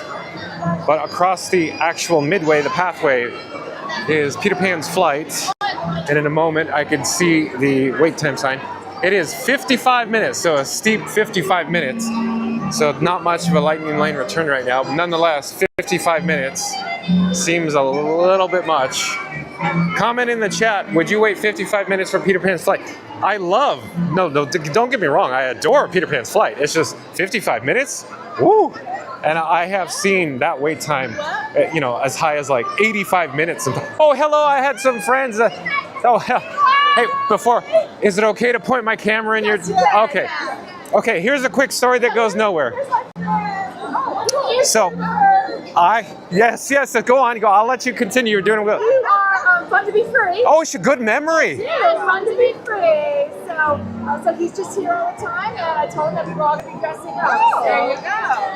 Hello. Well, hello, everyone. All these gorgeous young ladies all dressed in their nice apparels and their... Oh, excuse me, sir. Excuse me. Wait. Oh, yeah. Oh. This is the mayor. Yes. Hello, sir. Your costume is stunning. Dapper. Excuse me. Okay, I see. So for Dapper, yes, like you said before. We'd love to have anyone else come join us. Okay. So this nice young woman here. Marsha. Yes, Marcia. I didn't want to say your name. Yeah. I'm good. Marcia says it's okay to use her name. So, Marcia. Oh, they even have car. Okay, here. Shout out. Let me get it closer to the camera here. Let me get it closer. Dapper Orlando, a group who loves old style and making new friends. And there's the email address there if anybody's interested, along with the socials. So Dapper Orlando, Florida Mouse Magic, along with Dapper Orlando. Of course, Facebook and Instagram.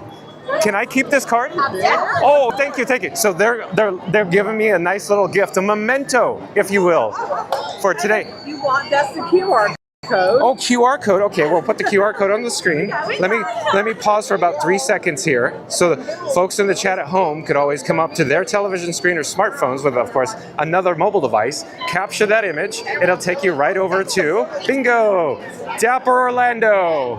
All right. Well, nice to meet you all, sir. You look so dapper. Who are you? I'm John with Fun to Be Free. Oh yeah, we could get a shot over here and just pan over to the right-hand side. So everybody here. Oh, hello. Dapper Orlando. All right, Dapper Orlando. Okay, well, nice to meet you all. Enjoy your day here. Pleasure. Take care. Bye-bye. Thank you. Have a good day. Thank you. You as well, sir. You bet. That was, see, I always say it's always nice when you meet people. So here again, I'm going to put the card on screen. It is Dapper Orlando. So check them out. Always amazing to meet people, new experiences here at the Magic Kingdom. And as you probably see numerous times before, people approach and stop me. But I want to share a quick story here with Marsha from Dapper Orlando. And here's the reason why. Here we go. So I'm going to slowly turn and go towards the heart of Fantasyland, because I'm really excited to share this story. So I'm going to put the logo on the screen. And as we head towards the carousel, as I was mentioning before, I got to the Transportation and Ticket Center, or TTC, and the security cast member was alerted to the fact that the machine goes gunk, gunk, as you know, that weirdo sound. At any rate, it alerted, and as I mentioned before, I pass through these machines quite often with the exact same materials, the exact same items. You know, nothing's different. I have everything the same. Sometimes the same clothing items, sometimes the same things in my pockets, everything. And it alerted, and then at that moment, at that time, that's when Marsha from Dapper Orlando was actually the person in front of me. And we started chatting, about all the events and all the people and this great meeting people here at the Magic Kingdom. And she was essentially sharing the same sentiment that I had, how the security machines seem to be inconsistent and how they alert. At any rate, so we had a further conversation. It was nice to meet Marsha from Dapper Orlando. I'd encourage you to check them out. They look like a fun group to hang out with. At any rate, that's the story in security. So she actually kept me company. And as we look over and, yes, sir. I told you he was at Disney. Yeah. I told you. John with Fun to Be Free. So that nice young gentleman just said, I told you he was at Disney. And so, yes, I am about the Magic Kingdom here at the Walt Disney World Resort. I'm very distracted right now because these strollers. I got to turn. I'm attempting to turn, but there's many, many people in the pathway that are preventing that. Okay, so look at all these strollers. Here's gives you an idea of the attendance. And as we walk by the carousel, you did see the extended queue here at the Magic Kingdom.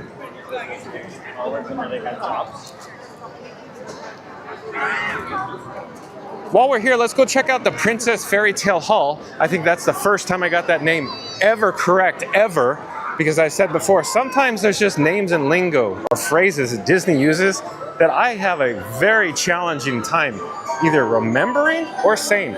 Comment in the chat if you agree. Sometimes some of their names of their attractions or their food and beverage locations are quite a mouthful. Again, Princess Fairy Tale Hall, left-hand side standby entrance for the two characters over here. I don't know, I'm not familiar with this location, that's why I have to go up here and read it, because I don't know. At the moment, Princess Fairy Tale Hall is meeting and greeting Tiana on this standby location, and the sign says 45 minutes, which I believe all the chat members can see. 45 minutes here at Princess Fairy Tale Hall. And on the opposite side, there is nothing displayed except for visiting princess. So I imagine a rotation from break. But this standby entrance wait time sign is posted at 55 minutes as well. We're going to slowly back up here. There are multiple people off camera in the pathway, and I'm having trouble navigating and turning around. Like I said, sometimes doesn't come across on camera, but there are lots of strollers that seem to want to run me over for whatever reason. At any rate, let's check the chat. Ryan Wesley's back. Hello, Ryan Wesley again. What a great bunch of people. The QR code did work. Okay, Ryan Wesley did check the QR code. And so yes, the QR code came across on the screen. So good news for Dapper Orlando. And Ryan Wesley also says, and that pink tree, I believe, is a pink trumpet. Oh, Ryan Wesley. Are you a man of horticulture or did you just look it up on YouTube? Yeah, always. And then real quick, I'll pull the card out again. Marcia over at Dapper Orlando. Ryan Wesley was just saying the QR code did work, but that is their card with their socials, their Facebook, and their social media, such as Instagram, lower left, lower right, along with the email address displayed. I'm holding it there as long as I can and keeping it steady, and I'm hoping it's coming across in focus. Charlie, come here. Over in this direction is the standby entrance. I'm pushing for. I'm looking at the crowd because they're coming out. I'm walking very slowly and cautiously. Lots of strollers and wheelchairs here. Hold on. One moment. Okay, Seven Dwarfs Mine Train standby entrance is 75 minutes, and it has a lightning lane return. But look at, like we've seen over the course of about the last 2 weeks here with the increased attendance here at the Magic Kingdom. The standby entrance does get quite lengthy, and I imagine because this is a very popular attraction with families and guests of all ages and generations. Multi-generational experience, but it keeps going. Look, we'll just keep walking. If we look in this direction, the queue is still over here. So we'll probably see a cast member with one of those tall wait time signs. But let me check the chat. Ryan Wesley says, I cheated and asked my friend Google. Okay, Ryan Wesley. So I'm not the only guy that relies on Google a lot of times when I don't know anything. But okay, so Ryan Wesley is a man in the know. So here we go. Like I was saying before, the line starts here, signing cast members way back here. And I'm going to just show you what the interior queue looks like, as it is just, I guess, what's the right terminology? Full of people, I guess. So there you go. We're slowly going to back up. And I hear the Pooh, P-O-O-H, Winnie the Pooh, background audio now. Let me head towards the actual Mad Tea Party. The Mad Tea Party is displayed at 20 minutes. 20 minutes. I like this.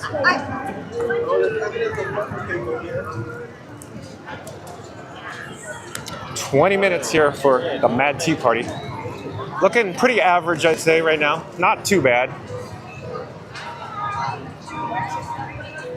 But let's continue around this pathway. I'm still on a hunt for a fuel rod. I'm just checking the power levels in my devices now. We're definitely going to need a replacement fuel rod. It took us a long time to get over here, but it sure was fun going through Fantasyland. Anybody in the chat that one of their favorite lands here at the Magic Kingdom is Fantasyland? And if so, what is your favorite attraction to frequent here in Fantasyland? Over here to our left-hand side, of course, is the Mad Hatter that was just activated by this guest here with the Magic Bed. There is actually a young explorer over in the landscaping there. Awkward. And over in this direction off to the right-hand side is the Cheshire Cafe. And it has, I would call, a sizable or moderate queue, considering that, I said before, usually there's nobody ever seems to go up to those windows.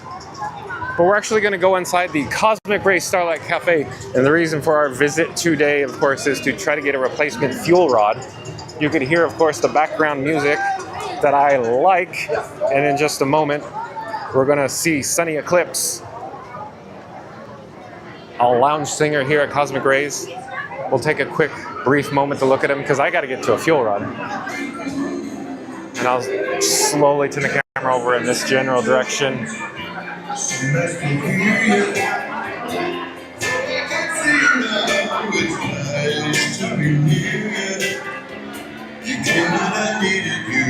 And I'll slowly turn the camera to our forward direction travel. There is a ramp. We're going to go up in elevation, of course, to Bay 1, 2, and 3. In that area is a fuel rod, so we're going up the ramp right now.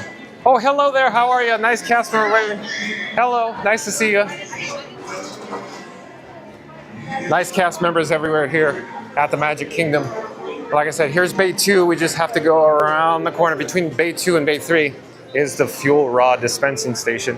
So at this moment, I'm going to unplug my cables, take the fuel rod out of its home, and head over to this machine. Keep your fingers crossed that this machine is functional and has supplies of fuel rods. But here, as we approach, I'm going to hit swap. Take the fuel rod, put it in the correct orientation. And then in just a moment, we're going to hear a satisfying sound that I always say. I love it. Cha-chunk. It's, okay, hold on. I'm going to point the camera in a different direction because it was actually stuck up there. I had to reach in an awkward location. I had to get down on one knee. It's like I'm proposing. Okay, I put the fuel rod in its home, and I'm plugging in the cables now. Give me just one moment. And we could actually start walking, I believe. Carry on, carry on. Okay, so we're having success. 2 out of 3 cables plugged in. We have one more to do. Give me a second here. We got children at my feet. That's why I'm stopping and pausing. Major success. 3 devices plugged in. We're gonna head back outside here in the pathway down here in Tomorrowland. Okay, there's steps here. Give me a second to go down. Boom, boom, boom. 3 of them. I'm down on the ground level.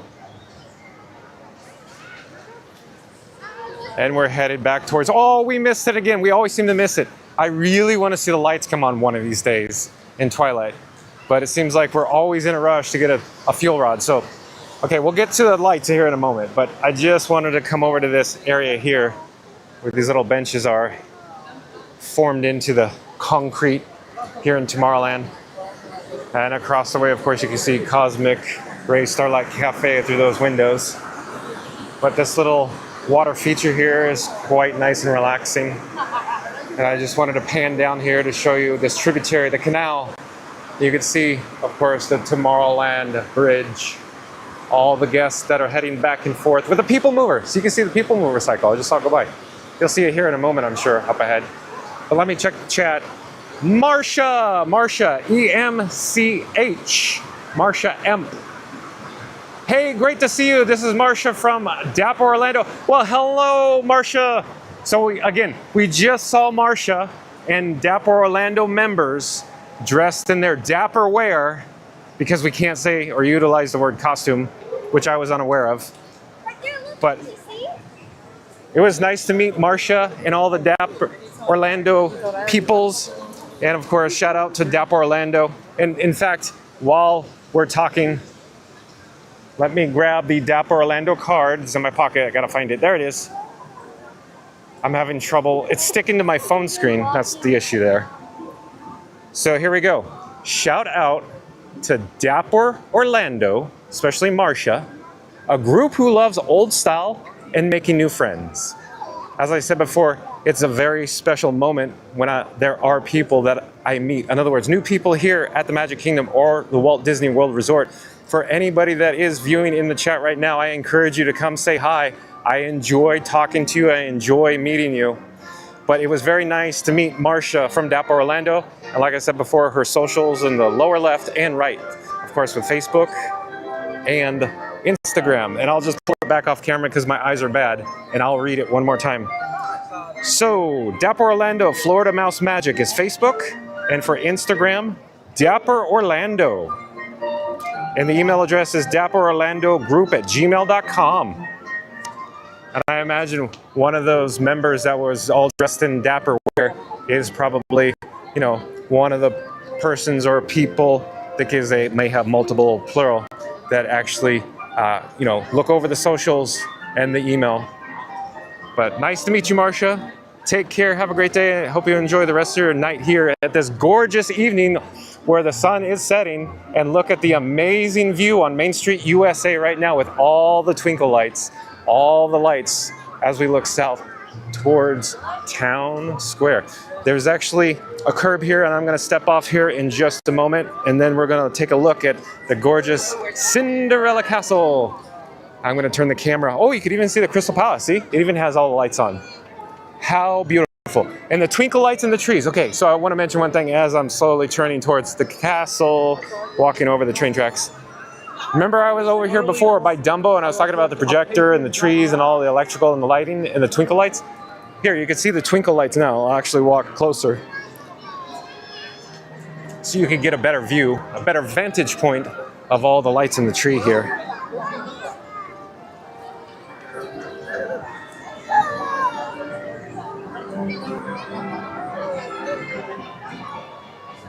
Pretty neat stuff. I'll pause here for just one moment because I'm enjoying this as much as everybody in the chat right now.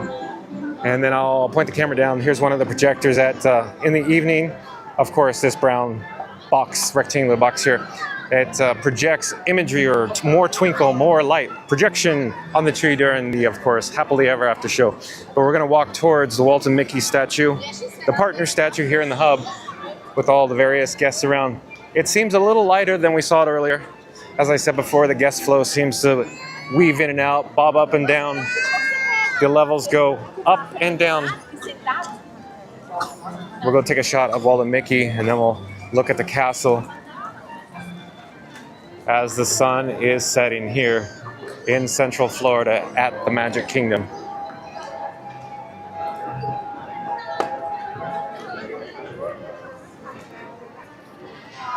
Remember to like, comment, and subscribe. And I'm surveying the area. It doesn't appear to be too many people taking photos in front of Walt. Usually I walk up here and probably walk in front of people, and they're probably going like, who is this guy? He's in our photo. But there it is. There's the partner statue.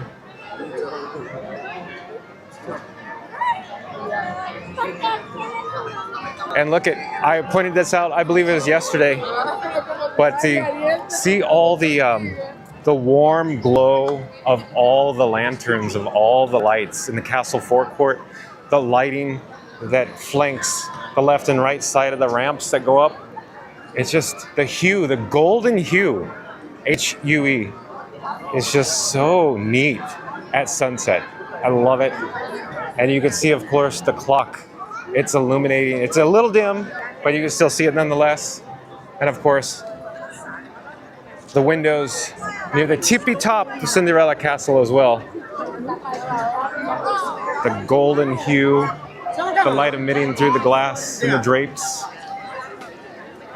It's hard to see from here, but the Prince Charming Royal Carousel, you could also see the incandescent bulbs, of course, as they go counterclockwise around. We could walk up there. We walked up there yesterday, but why not since we're here? We're walking around circles at the Magic Kingdom, and I just love it.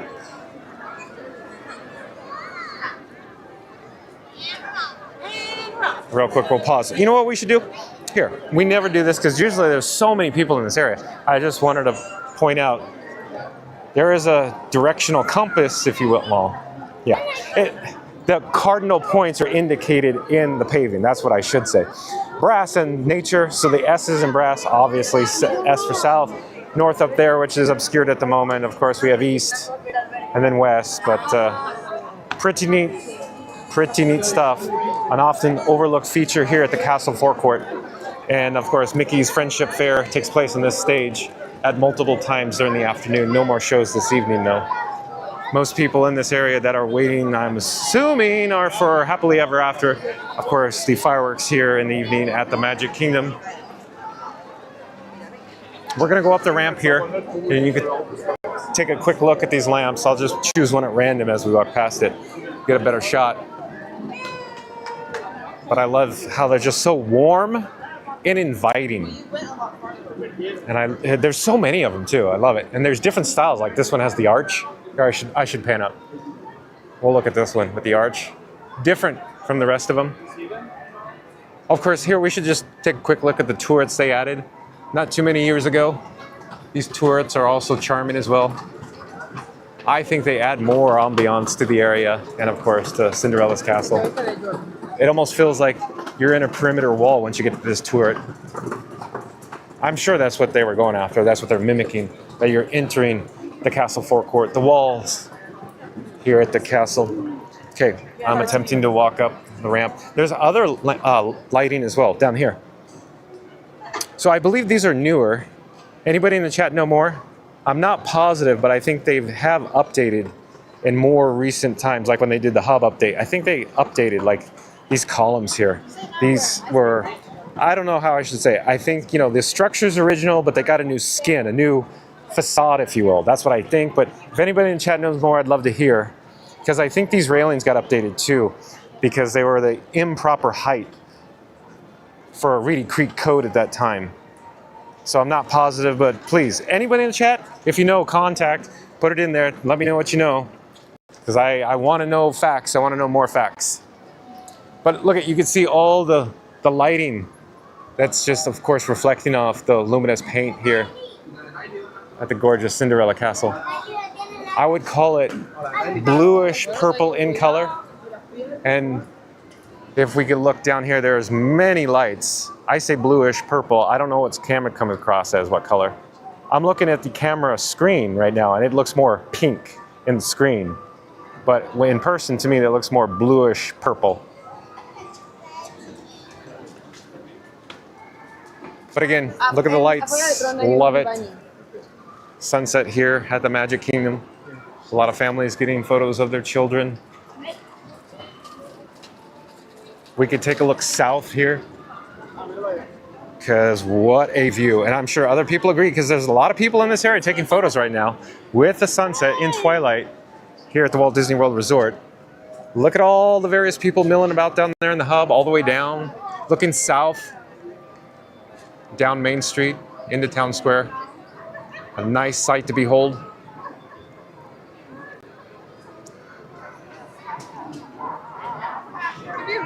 I think it's cool. I think it's just amazing.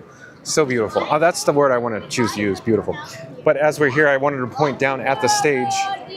Look at all the various markers for the performers, for their cues, all marked out.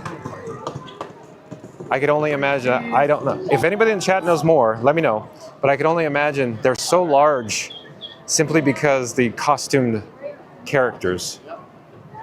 In other words, very limited sight through their costume heads, if you will. I mean, we have only 10% battery remaining on one of my cameras.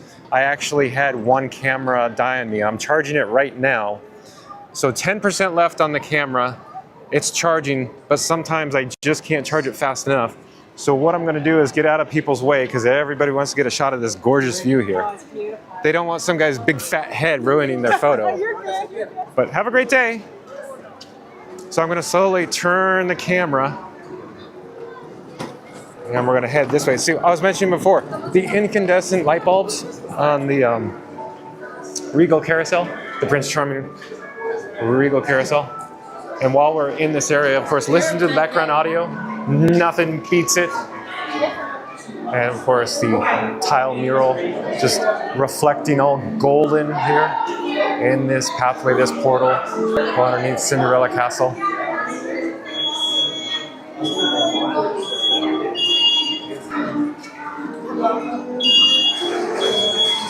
Oh, excuse me.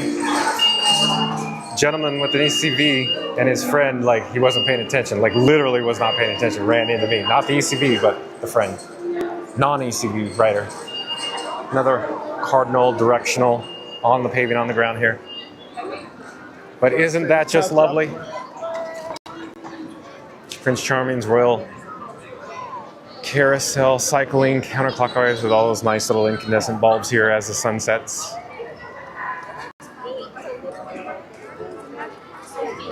I'm checking my camera. We're losing juice fast on the camera that you're watching on at home. So, judgment call. What can I do here? I'm charging. It's all for everybody in the chat. My cameras are plugged in. Sometimes I just can't charge them fast enough. Still working on solutions. So, quick update on my camera rig. Every day I change settings. I'm trying to dial it in, making it better. Today we just changed some settings to make the video, the image quality even better. So hopefully we're broadcasting in a higher quality for you. Updates to come in that as well. Every day, like I said, I make slight tweaks. But here's the sword in the stone where this young explorer is attempting to pull it out. Very neat. And of course, carousel coming to a stop.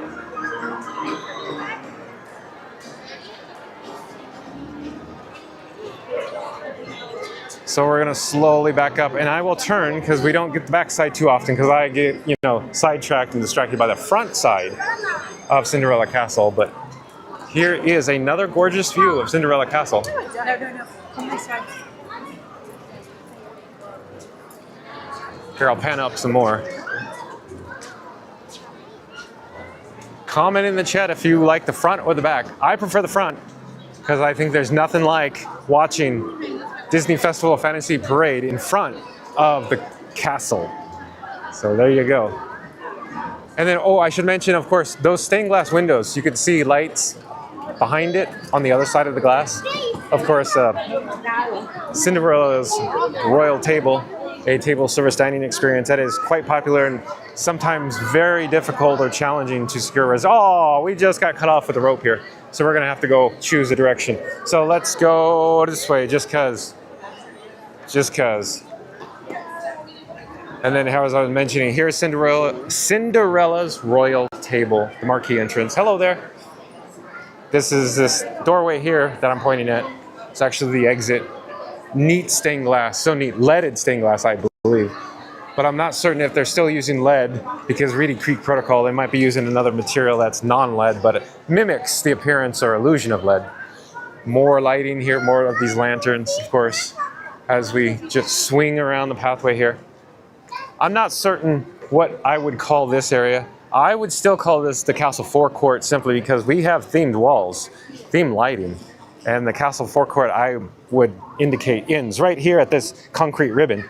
And I would designate this area as, of course, Tomorrowland. Just my opinion, even though the lighting is similar to the forecourt.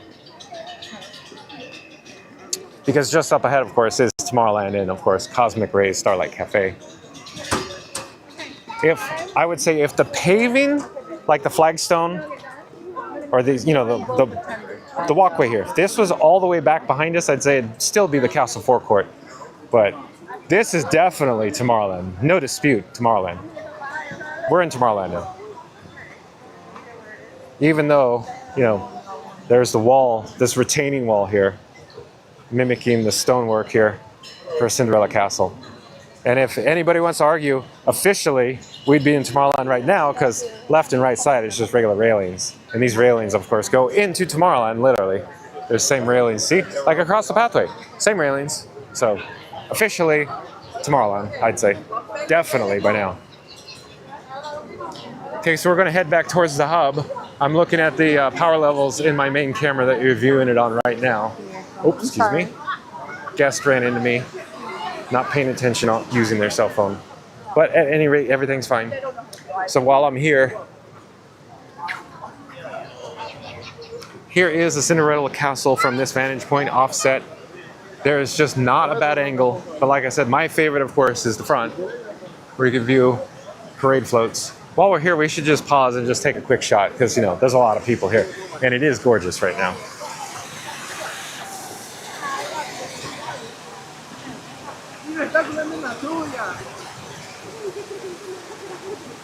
Can you hear the water feature below?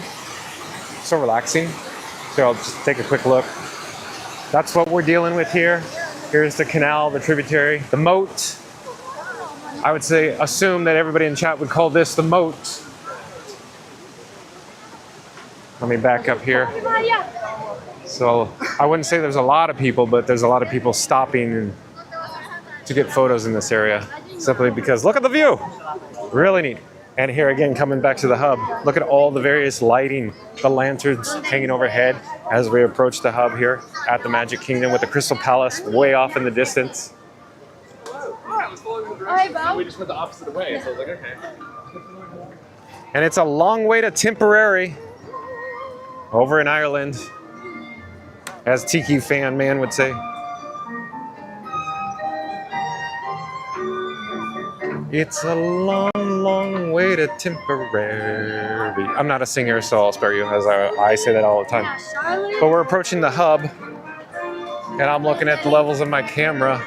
We're getting down pretty low, so let me get to a spot. We're gonna have to end this pretty soon. Otherwise, the streaming device will just die, and then it'll, boop, no more YouTube for Fun to Be Free tonight. So let me sign off before it actually dies. Because again, I am charging it, all my devices, I just can't seem to keep them charged at the current setup we have. So we're gonna head over. Where should we go today? Let's go to the partner statue and we'll look at the castle one last time.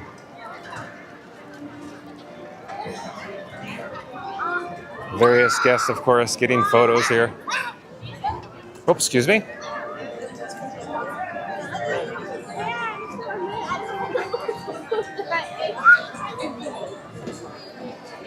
Again, here's the Walt and Mickey's partner statue. You see the various people taking photos. Lots of people taking photos, of course. A lot of people hanging out. I imagine they're here for Happily Ever tonight. I should say Happily Ever After. The fireworks show here at the Magic Kingdom this evening. And what a shot of the Walt and Mickey's partner statue, of course, with the Cinderella Castle in the background. Here at sunset at Magic Kingdom Park. I'm pausing here and let you enjoy this, and I will just, I won't say anything for just these few moments so you can enjoy this view.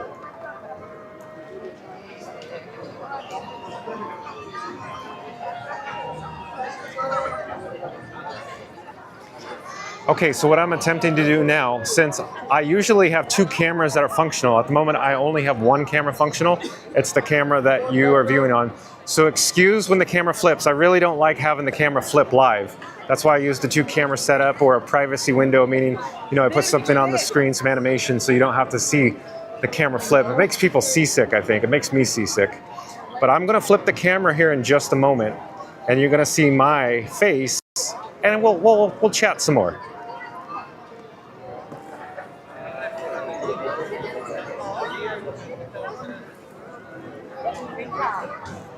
Oh, hello there again. So you can see behind me, Main Street USA looking south towards Town Square. What a magical time to be here at the Magic Kingdom. Unbelievable here on this gorgeous sunset twilight. But earlier today, we went and visited the Pirates of the Caribbean. In other words, we did a comparison. Is the Walt Disney World version better than the Disneyland counterpart of Pirates of the Caribbean? And the answer is they both have some amazing advantages. But with that being said, Disneyland does have a little more going on. Of course, with the levels, the water levels, of course, the building in New Orleans Square with the drops, with the theming, the caverns. So if I had to actually, say, I prefer the Disneyland version a little bit more over the Walt Disney World version, but they are both very similar in nature. But like I said, they have advantages here at the Walt Disney World Resort or Magic Kingdom Park location, Pirates of the Caribbean. Of course, the interior queue is amazing, where Disneyland doesn't have much of the interior queue, but they do have, the bayou, of course, where you go to the load area as well. But with that said, every day we're here, we have to come to this moment. We're here in the hub at the Magic Kingdom just off Main Street USA, but sadly, we gotta go. Thank you for watching. I enjoyed bringing this live stream from the Magic Kingdom today. Thank you so much. We'll see you in the next video. Take care. Have a great day.